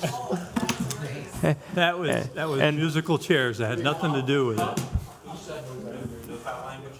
Do we have any reasonable people? Oh, come on. It is a tone industry. Okay. Yeah, I know. All right. Mark, we okay now? We're back on? Yes, sir. Okay. All right. So you've had an opportunity to look at the fee schedule, and somebody had one from Fruitland. This is Fruitland's fee schedule. Okay. And the important thing to note about this is Fruitland does not regulate accidents. And this rate was from October 1st, 2011. And to my knowledge, no one complains about it because it doesn't pertain to accidents at all. Everything else is covered. I brought copies if everybody wants to see it. And Fruitland regulates everything but accidents. The Maryland State Police do not regulate anything. There is no regulations about any of the prices for the Maryland State Police in Wycomico County. Okay. And the last thing I want to say real quick is Ocean City does not regulate accident tows either. Ocean City does not take accident tows back to their lot because they did not want the fluid contamination. Only impounds. No accidents in Ocean City's lot. Okay. What I'd like to do is, have you had a chance to look at this schedule that we put out? There's some significant differences from where we first started in the overtime areas, I believe. The additional labor. The additional labor. I just want to say something. Sure. I've been listening to you the last couple times, and it's kind of come to me what a lot of your concerns are. So I would just like to address them. One of your major concerns is the city shouldn't have to call 1,000 people to get somebody to show up. But the problem is I'll give you a good example. The other night, they called me 4 o'clock in the morning because the car was illegally parked and had been there for at least a year at 4 o'clock in the morning for $80. That's, I went and did a call just because it's what I'm supposed to do. But that's what makes it hard for us to show up, is when you set low prices, people aren't motivated to come because, like, I know I'm getting stuck with that car. So at the end of the day, I came out there and it cost me money to provide a service to the city out of my own pocket, which is, I believe in you take some good with the bad. So I believe that's the reason why there's problems with people showing up. Another thing with the insurance companies, whatever your deductible is what you worked out with the insurance company. And the insurance company still pays for the bill. So if your deductible is $500, your insurance company is going to pay us. You're not going to pay us anything extra. What we're arguing about is what's really being dictated is what we're allowed to charge insurance companies. If you get in a fender bender and we have your car and you show up, we're going to charge you a very reasonable amount of money. Why? Because we want to give you a business card and we want to earn your business in the future. If we whack you in the head, we're not going to earn your business. But at the same time, the insurance companies, you know, I know me personally, my insurance is $26,000 a year. I'm not trying to cut them a break. I'm just not. But with your guys' rates on us, we have to even charge insurance companies the same thing. Now, if an insurance company calls us to do a tow, we're going to charge, let's say, $125. If a customer calls us to do a tow, we're going to charge $50 to $60. The reason being because we know with the insurance company, we're going to deal with a lot of nonsense. We know with a cash paying customer or debit card or whatever, that we're dealing with a customer that appreciates our service, that we can show up, perform a service. They're going to be happy that we came and did our job. And we're going to want to take good care of them because we want you to call us back. We don't, personally, I don't want you calling him. I don't want you calling him. I want you calling me. That's the name of business, right, though? No offense. No, but you're correct. You're correct. Just to wrap up real quick, I get your concern about people not showing up. If you unregulated accidents, you wouldn't be sitting on the side of the road waiting for us. What we're after is the insurance company. We're after to be able to charge accordingly to the insurance companies. To the general public, if they start calling you guys or calling the city department complaining that we're charging them way too much, you guys are going to look into it. If you look into it and we're wrong, you're going to kick us off the list. Why do we want to get kicked off the list? It doesn't make no sense for us. And it all came down to a snowstorm.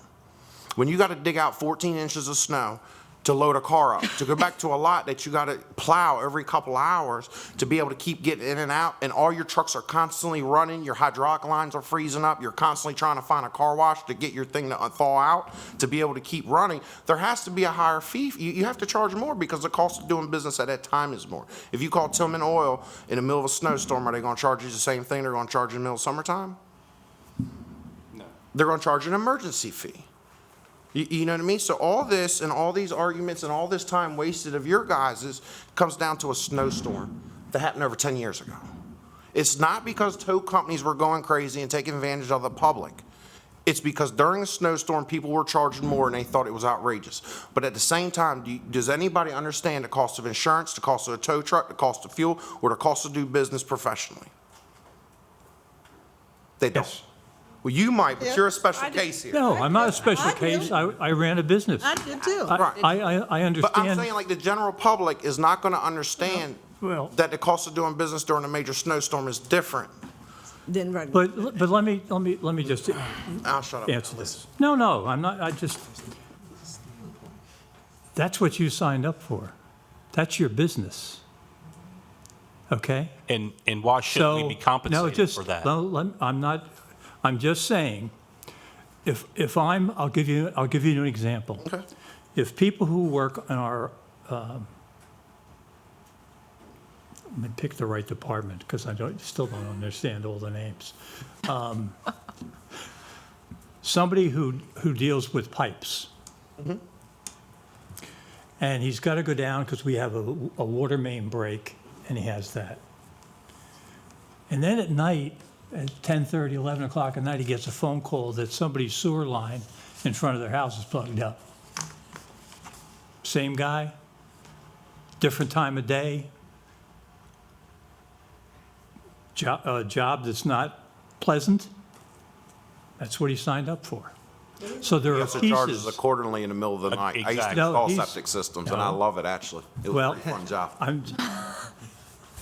But isn't I it worked in your payment childcare. If you want to talk about Yeah. an industry that gets raked over the coals for what we charge, and I tell you, I've yet to meet someone who works in childcare who's struck it rich. So I get what you're saying, I do, but we have to balance what you guys need versus what the consumers need as well and protect them as well. So it's a delicate balance. We're going to try and find the best solution for everybody. So if I could get us back to this thing just for a second. These rates that are on here for the additional time,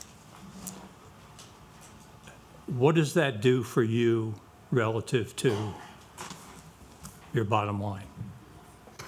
Can I? Can I Go- speak up on this? go one? ahead. Okay. President Heath, the situation is this, though, in all honesty. If I go out to an accident call, and I know you made reference to something that's wrapped around a tree or down in the ditch, or like we had not too long ago, one that was over here across Market Street in the water. If you have one company that shows up that doesn't have a trained operator, And the right doesn't have the right equipment, then this $80 fee for additional labor is basically a moot point, because you have an under-skilled, just knowledgeable person performing an operation that they shouldn't be. Whereas if you have another operator with the correct equipment, with the correct training, can go out there and do the same job that this gentleman who doesn't have the right equipment and training, takes them 4 or 5 hours. But in turn, I can go out there and do it for an hour or an hour and a half. Why should I be penalized because I have the correct training and equipment? That correct training and equipment is really what boils down to what cost. Our insurance, yes, but the knowledge, the equipment, and being able to show up to an accident scene and know what the hell's going on just as soon as you get there, and know I got to do this, this, this, and this. I need to coordinate with the police. I need to coordinate with the fire department to get this handled and get it out of the way. That's what all this boils down to. I understand what Nate's position has been, and I have talked to him about this. This sheet is a black and white sheet. There is no gray area. And in the towing business, there is no black and white sheet. Well said. This is all gray. You show up to an accident scene, and sir, you were in the volunteer fire department, or still are, so you know what happens with that.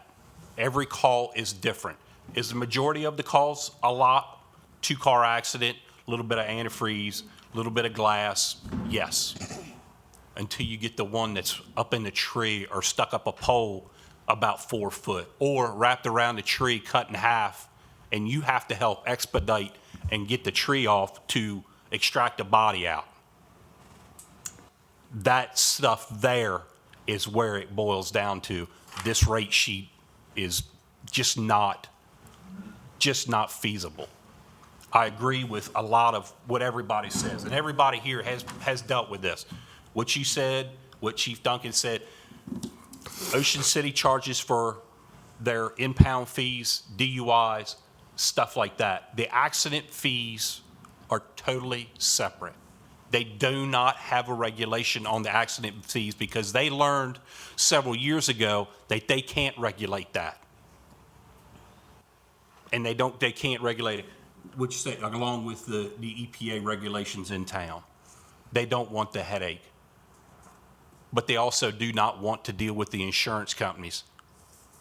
And that's why they deal with everybody off the street, parking regulations, DUIs, that kind of stuff. I believe you said something about last week or the week before about having intoxicated people come up after they've been released. We've had that here as of late. We've had a gentleman, but we stopped. The county sheriff picked him up, completely inebriated. Comes back about 3 hours later.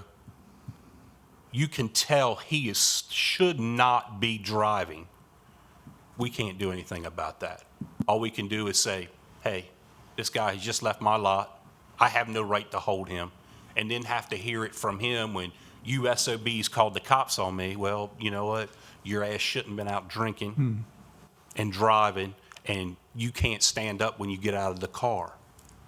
Those fees like that situation, in all honesty, the police department has better control over than we do. And that should be something that they handle, not us. What he's trying to say is because it says, like the after hours, we have to release the car. So what's happening is people get arrested and for a DUI, and then they come right, and we don't have a choice to say no. We don't have a choice to say no. We're open Monday through Friday, 9 to 5, because we understand that you're still intoxicated. If we tell you sleep it off, you're not going to comprehend that because you're still intoxicated. But where you put the rates on there, we have to release the car at any time. Yeah, because if we do not, that was stated correct, Nate, in the thing. If we do not charge an after-hours gate fee, then we cannot charge storage for the day, that following day. being their vehicle's still there, we should be allowed to charge storage. And that was a conversation we had about holidays, and if you didn't release it on the holiday, you couldn't charge. If they wanted it, you couldn't charge for storage that day.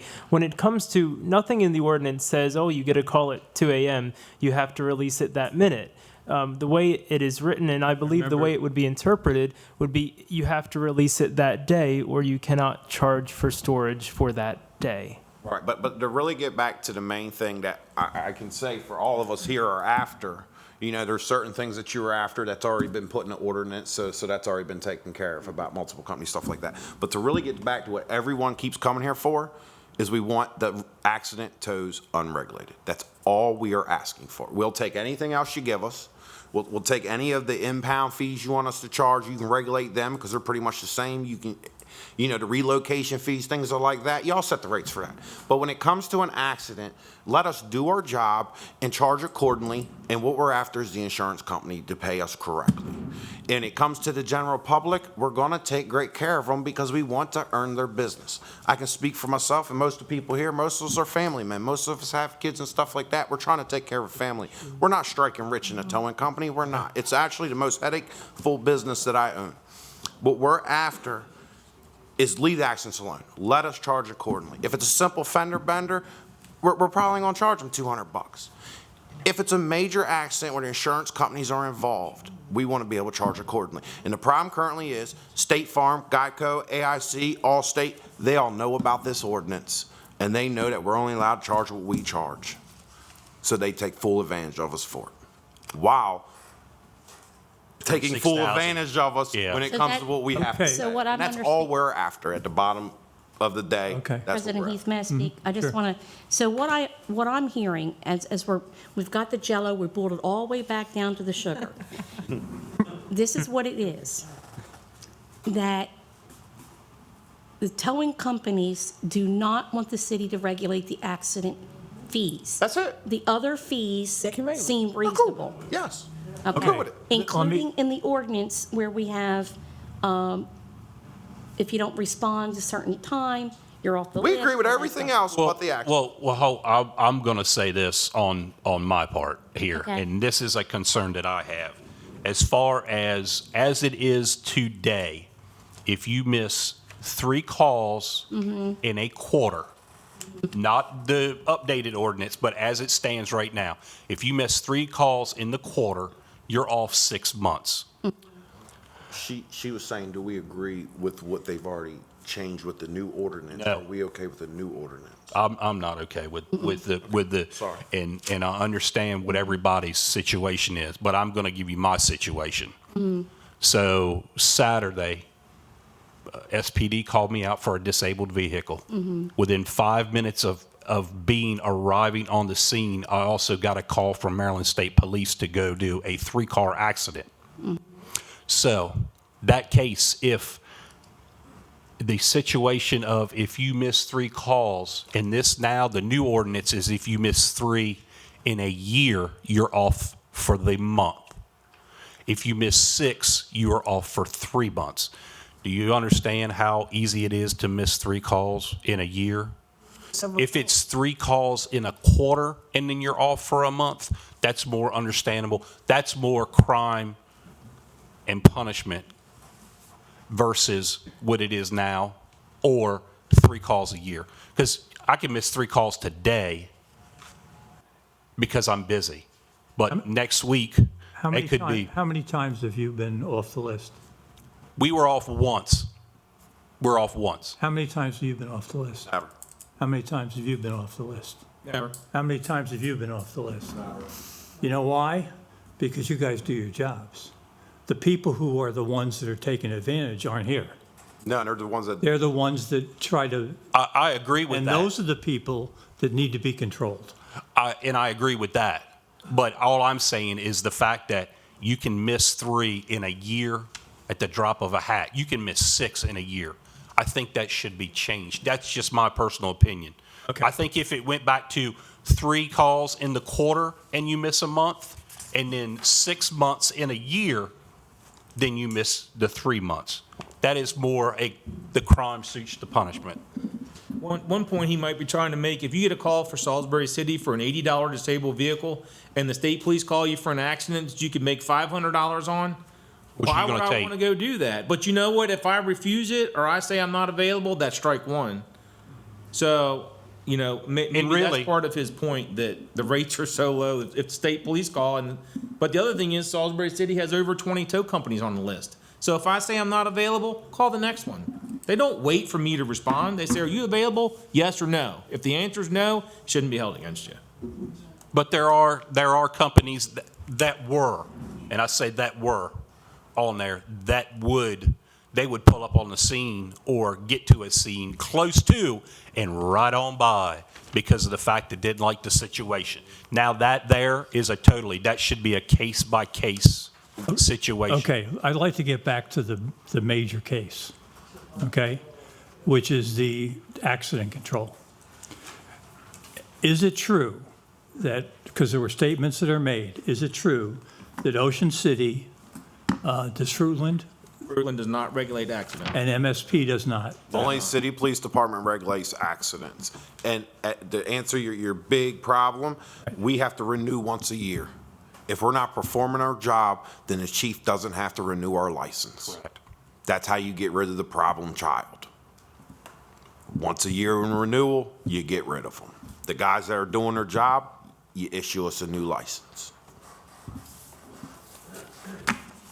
Okay.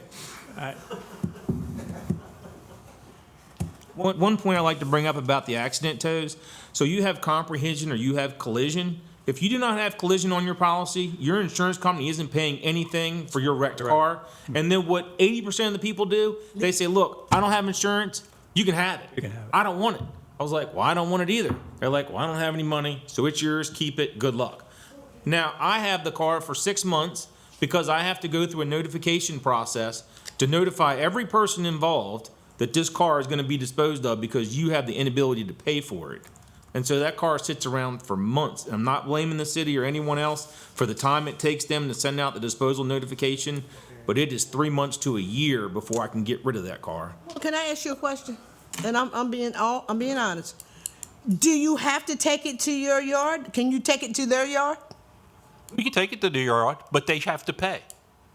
And they won't pay or can't pay or don't want to. So what you're saying, if you take it to their home, you still won't get paid? No. No, ma'am. I have a situation for that I had the other night. I had a state trooper call me. He stopped a young lady. She was right around the corner from our lot. He called. He said, hey, she lives in town. Can you please just pick her up and take her? Sure, no problem. I said, ma'am, you're going to have to pay the bill. I'll take you home. It's right down the street, less than 2 miles.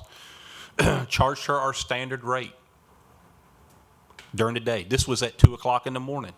She had no license, insurance wasn't valid, and the tags had a pickup order on them through the state of Virginia. I get there, charge her $100, which would be our standard rate. She didn't have the money. So I took it back. I had to take it back to our lot. Now, her boyfriend come the following day to pay for it. But that never happens. But 9 times out of 10, that doesn't happen. He is correct. All right. So I'm going to have to cut this off a little bit. We've been going for a while. I would like to make a suggestion. You guys have said that taking accident away, this is an improvement, correct? Everybody agrees, okay. So the real discussion and the real decision that has to be made is on accidents. And I would like to make sure that we check and double check. That does not affect what we're talking about today, correct? It doesn't say control of accidents specific in this. In the ordinance? Can we not take out, cannot we have another ordinance taking this out, the word accident, if we so choose? Is that, Ashley, is that okay, or no? I think it is. I think probably the best thing would be just to see how it's the original, because I'm not as familiar with that. I'm focused more on the changes. I like to review it just to make sure that there's no other Okay. change that needs to be made, and we can put it on the next. But we can Yeah. take care of this, because Yes. we still do have the 60 days, Correct. correct? So I suggest we'll do our homework again. I would like to see the polling, just to confirm that these other municipalities and districts Do the same. do the same, do not control accidents. I got a speaker for you. You want me to call him, sir? No, We, not tonight. Assuming these guys are not We, lying to us. Let's put it that way. this is referenced in the budget fee ordinance, which is on the second part of our agenda this evening. Yes. So we things will like- have to make an amendment to strike that at the table, Yeah. Okay. Yeah. but just those specific fees related to. Just those accident fees, tows. yeah, Yeah. President Heath, if I may, yes. I have one other thing on the ordinance that are kind of concerning.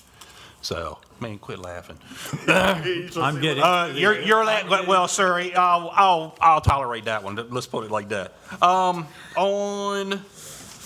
the new ordinance, it makes reference to a 10-mile radius from this location, or 125 Baptist Street.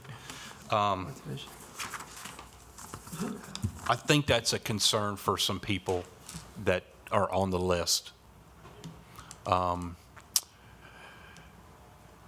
By the city rules and guidelines, we have 30 minutes from the time we're called to the time we need to arrive on scene. regardless of weather? Weather permitting, Weather permitting is what- the snow, rain, no, 6 inches of snow, yes, that's going to be an extreme. We have tow companies on the list right now that are outside of that 10-mile radius that meet the 30-minute, most of the time 20 to 25 minutes. We also have ones that are actually in town, who have a lot in town, that can't make it in 45 minutes. I think the 10-mile radius, I understand why that's there, but I think another should be, if we regulate or enforce the 30-minute rule, would be a more feasible situation, not a 10-mile radius. I know the other thing that Nate, I think you and I talked about, and a concern that I think Ms. Jackson had was if people live in Salisbury and have to go to our place of business, which is in Parsonsburg, even though I'm 2 miles from the city limit, because Route 50 at Walston Switch Road is the east side city limit. The Salisbury City Police go that far. I'm 2 miles from that. I'm the next intersection. I don't usually have a problem, but less than 50% of the people that we pick up for the city of Salisbury are actually city residents. They may work, they may come to shop or eat or whatever, but they don't actually live in town. They live in Fruitland, they live in Parsonsburg and Pittsville, Delmar, Hebron. So I think that's something that the 30-minute should be regulated and people should be held accountable for, but not the 10 miles. But that's just a concern I have that, And Mr. President, I'm getting the look from our city administrator. Can I expound upon where that came from, the 10-mile? Sure. So after we had gone through this and collaborated with the police department, administration was concerned that if my vehicle was towed, if I lived on just anywhere within the city or county, city for that matter, we're looking at city residents, that your job is to look out for city residents. So if I was a city resident and I had my vehicle towed to somewhere, I don't know where the furthest tow lot is on the list, but somewhere way out in the county, let's say we're in Hebron, and I don't know if there's one in Hebron, but if that's my only form of transportation, I don't have a reliable way by which I can go retrieve my vehicle, short of calling a taxi and Uber, which would be just create an undue cost burden on the path I have to take to go retrieve my vehicle. So the administration's intent with this 10-mile radius wasn't to set some hard number that, it's arbitrary. It was to ensure that we're protecting our citizens, where if my vehicle gets towed, I can reasonably be expected to travel 10 miles miles. And we picked this location simply because our city borders, they look like Swiss cheese. We didn't want to say, within city limits, because then you could still be just about anywhere, depending upon where you were. So we use this as a nice central location, the downtown of our city, and said 10 miles within this location. We actually reached out in conversation and asked for recommendations. Well, if it shouldn't be 10, what should the number be? And no one could give us a number, a reasonable number. Say, should it be 10? Should it be 12? Should it be 15? We had that discussion. We could not land upon a number, and so we stuck with 10. And actually, the original number in one of our drafts was 5 miles. So we went from 5 miles to 10 miles because we realized that 5 just was a little bit unreasonable.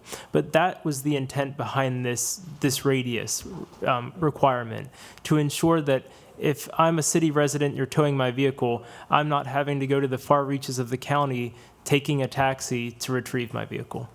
So back to what Councilwoman Gregory suggested, it's about consumer protection, and that was the intent with that requirement. Mr. President. Okay, Could I just say something in reference to that? I've been towing for Salisbury for a couple of years now, and I'm located in Willows. I haven't had one customer complain about the distance that they travel. And a lot of the accidents that I do pick up are in towns that come back to my lot. They don't even live in Salisbury. They live outside of town.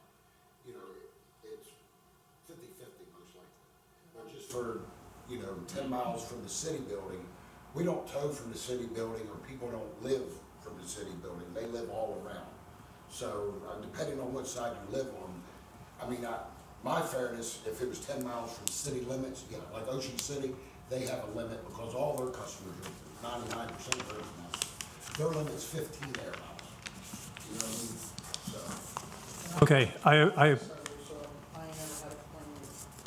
all right, I appreciate all the discussion we had. My main concern right now, and I'll ask the council if there, is the control of accidents and whether that becomes part.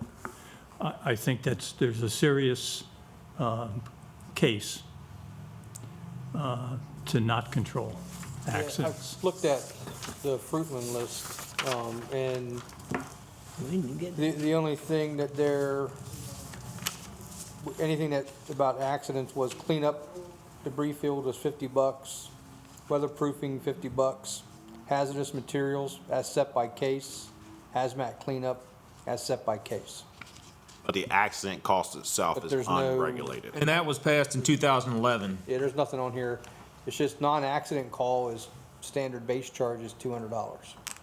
But your all's accident call is only $200. So if they call us and it's non-accident, we're allowed to charge $200, which might be a little high, but whatever. But when y'all call us for an accident, we're only allowed to charge the same thing. Yeah. Okay, we hear you, we've listened. Thank you, we appreciate it. That's okay. We have our work, we have some work we need to do, and we will, council will check in on our best way to handle it, and we'll get the information about the other districts just to confirm, because I've heard they do control accidents, they don't control accidents, so I want to see a document that actually says it. Could you have someone notify us about meetings that pertain to this, because we're not getting notified? There was only 2 people notified about this meeting. It was the 2 that came last time, me and Bill. And if it weren't for that, nobody would even know that this was going on tonight, which is Okay, really fair. the only thing I can, told y'all. the only thing I You can, told the 2 of us that were here, yes. Well, you told the 3 of us. the only thing, Okay. the only thing that I can say is if we're in the process of dealing with things that you guys are interested in, you need to watch and go to the webpage and look at the agendas, It's on Salisbury. okay? Yep. so it's Go on to there. the city of Salisbury.MD, and you look at those agendas. If you have an item that you're really passionate about, you have a responsibility as well as us. I understand. So Now that's check- where to go. I'm Please okay with check, please check the agendas. The agendas are posted every week before the meeting, whether it's a work session or a regular meeting. Okay? All right, thank you. Thank you.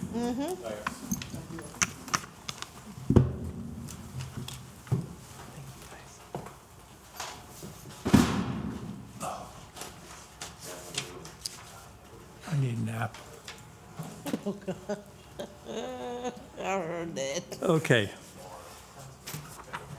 Where are we? I didn't even know where we are. Thank you. Take care. We're at our 6 o'clock special meeting. Yes, we are.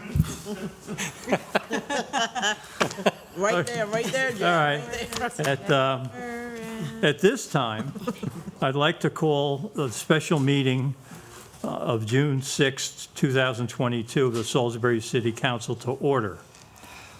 I'll entertain a motion and a second to adopt the legislative agenda. So moved. Second. So moved. Mr. Boda, Ms. Jackson. All those in favor, please signify by saying aye. Aye. And the chair votes aye. The legislative agenda is adopted by a vote of 5-0. I will now entertain a motion to approve ordinance number 2721 for the second reading. So moved. Second. Mrs. Gregory, Ms. Blake.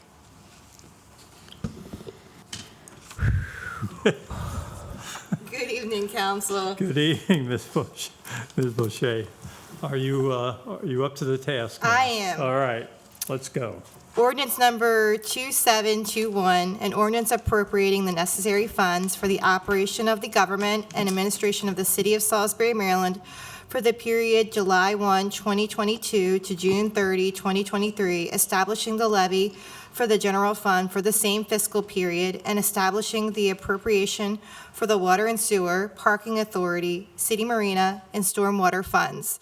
As you mentioned, this is before you for second reading, and there have been no changes or amendments since first reading. Any questions or comments from the excuse me, from the council? None. Hearing none, I'll call the motion. All those in favor of ordinance number 2721 for the second reading, please signify by saying aye. Aye. Opposed? The chair votes aye. Ordinance number 2721 is approved by a vote of 5-0. Excuse me.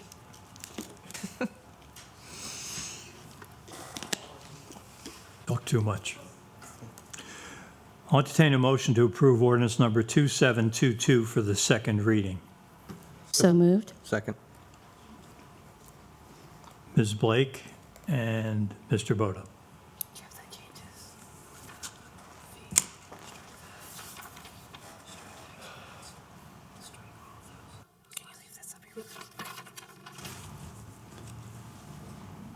Sorry, ordinance number 2722, an ordinance of the city of Salisbury, Maryland to amend water and sewer rates to increase rates by 6% and making said changes effective for all bills dated October 1, 2022 and thereafter, unless and until subsequently revised or changed. This is here before you for second reading, no changes or amendments since first reading. Thank you. Any questions or comments? None. None. Hearing none, I'll call the motion. All those in favor of ordinance number 2722 for the second reading, please signify by saying aye. Aye. Opposed? The chair votes aye. Ordinance number 2722 is approved by a vote of 5-0. I'll entertain a motion to approve ordinance number 2723 for the second reading. So moved. Second. Mr. Boda, Mrs. Gregory. Ordinance number 2723, an ordinance of the city of Salisbury, Maryland to set fees for fiscal year 2023 and thereafter, unless and until subsequently revised or changed. This is before you for second reading. Based upon our discussion just prior to this meeting, it's my understanding that there will be a few changes, and I'd like to highlight those, and then you could make the appropriate motion.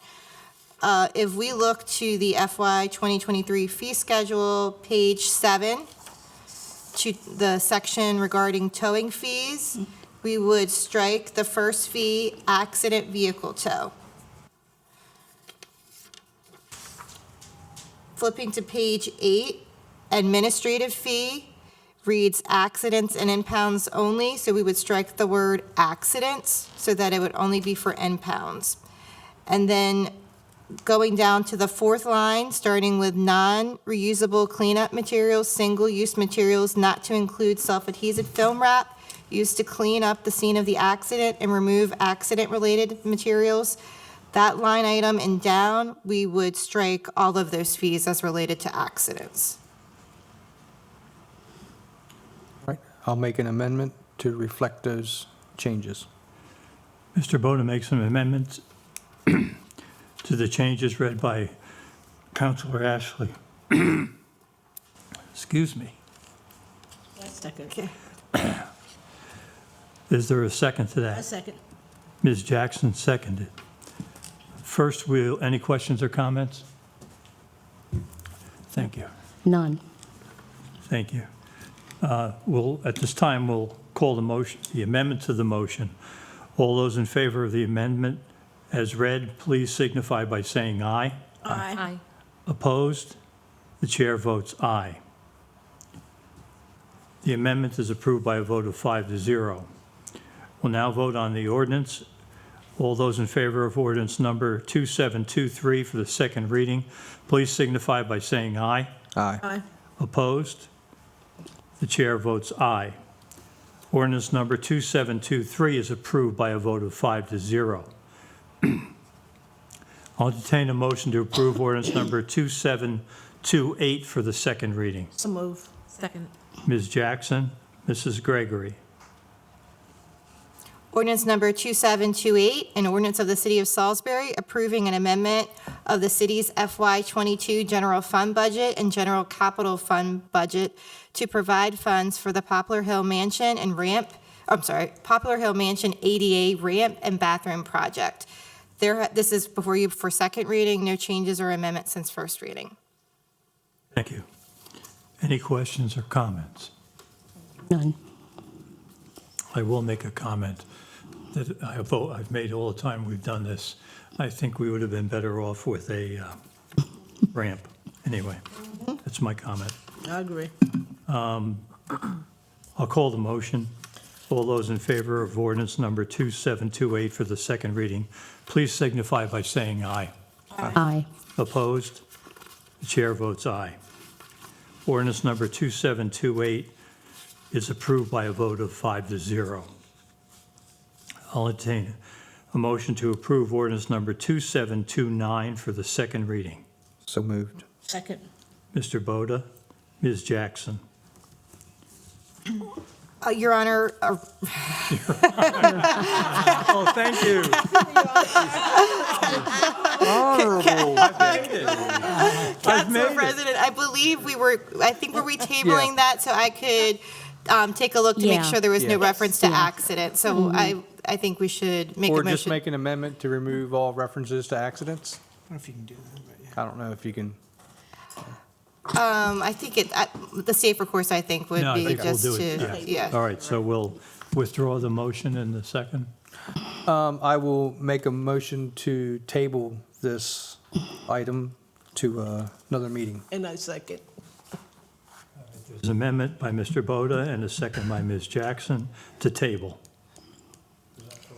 Yes. Yes, that's- I was looking to our She's looking. parliamentarian.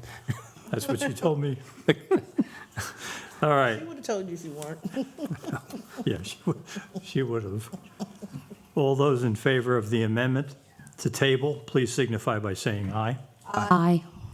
Opposed? The chair votes aye. Ordinance number 2729 for the second reading is tabled by a vote of 5-0. This one you're going to have to read. I'll entertain a motion to approve ordinance number 2730 for the first reading. So move. Second.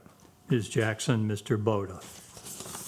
Ordinance number 2730, an ordinance of the City of Salisbury approving a budget amendment of the FY 2022 general fund budget to appropriate funds to the Salisbury Fire Department's operating budget.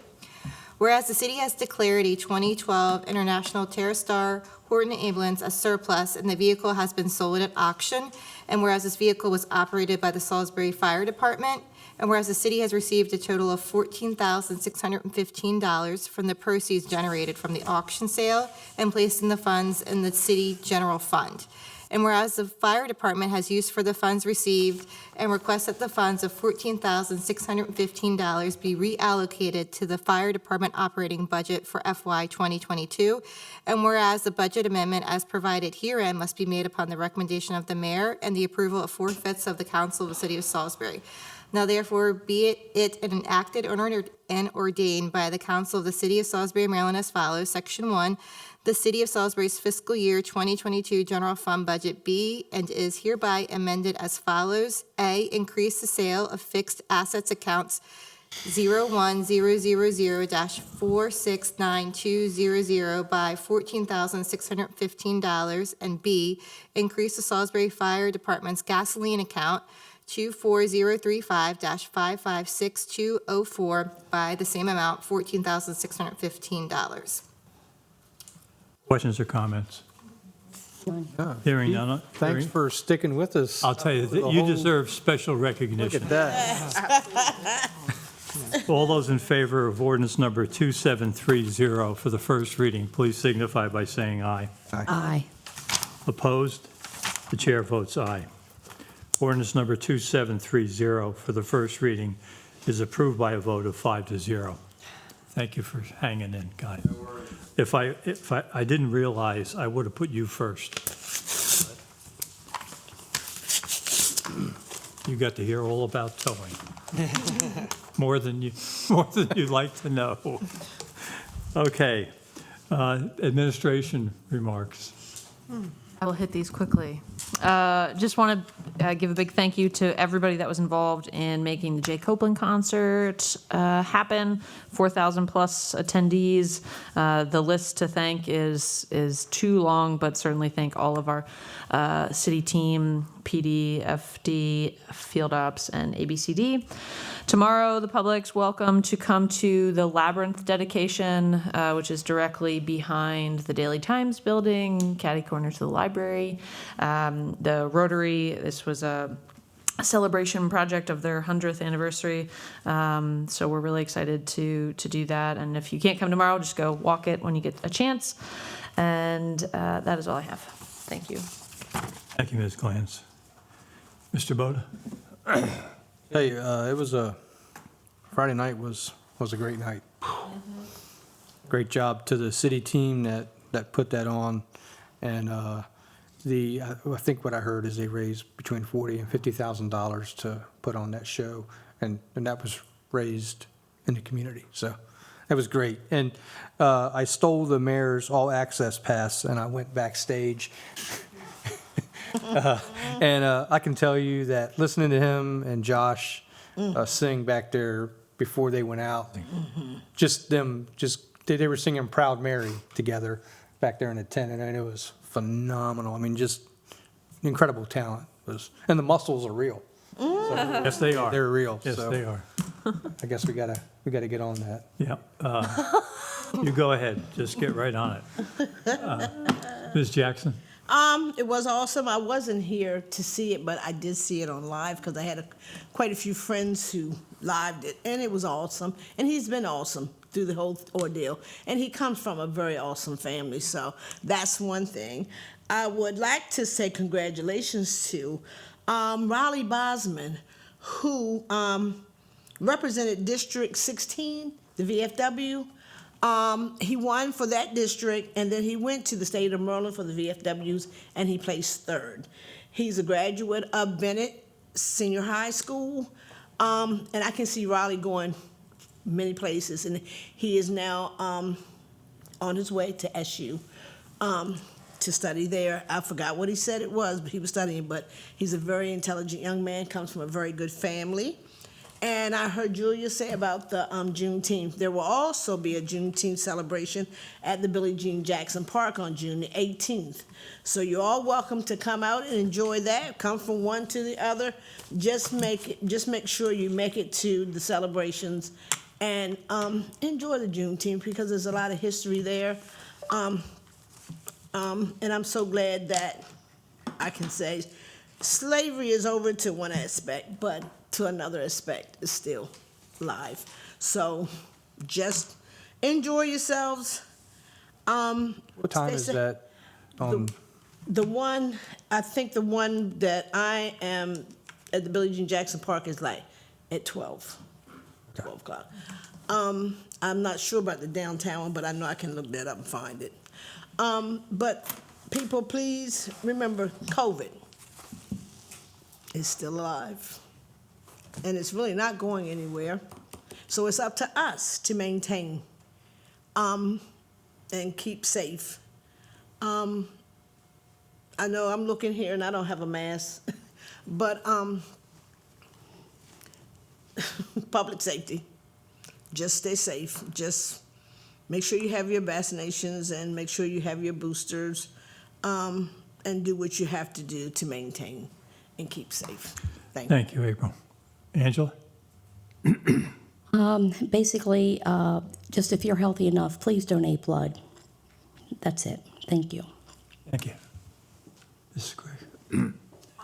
So this Saturday, there is the Pit Boss and Kickball Tournament, and Councilmember Todd Knock and myself have a team that we still have a few spots open. So if anybody would like to join and come play kickball, if I'm going to make a fool of myself, somebody else needs to come and join me and do that. So 40 years. please come join. They're also going to have I'm looking forward to the food because it's going to be a pit boss competition too. So there's going to be a lot of people out there. Where is it? It's going to be at the Winter Place Park.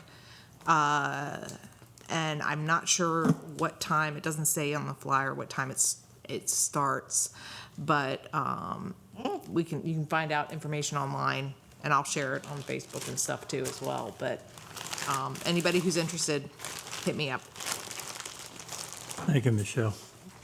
I have two items. The first one is relative to Jay. His family and that young man is a parent's dream. Everyone, he is the most gentle, kindest, strongest, and talented individual. And if you ever get a chance to hear about his story when he was growing up, he went through a lot. He went through a lot, and he certainly gave the crowd every bit of what they expected on Friday night. And lastly, I'd like to congratulate the Salisbury University baseball team. They are still undefeated in the Baseball World Series for Division III. They beat Stevens Point today by a score of 5-2. They have not lost in the tournament. And if they win 2 games against, I don't know who, I think it would be Eastern Connecticut, but whoever the opponent is, they have to win 2 out of 3 to become and repeat as national champions. Quite an accomplishment for a little old school on the Eastern Shore. Other than that, we wish everybody a good week. Enjoy the nice weather we've been having, and we are adjourned. Thank you, everyone.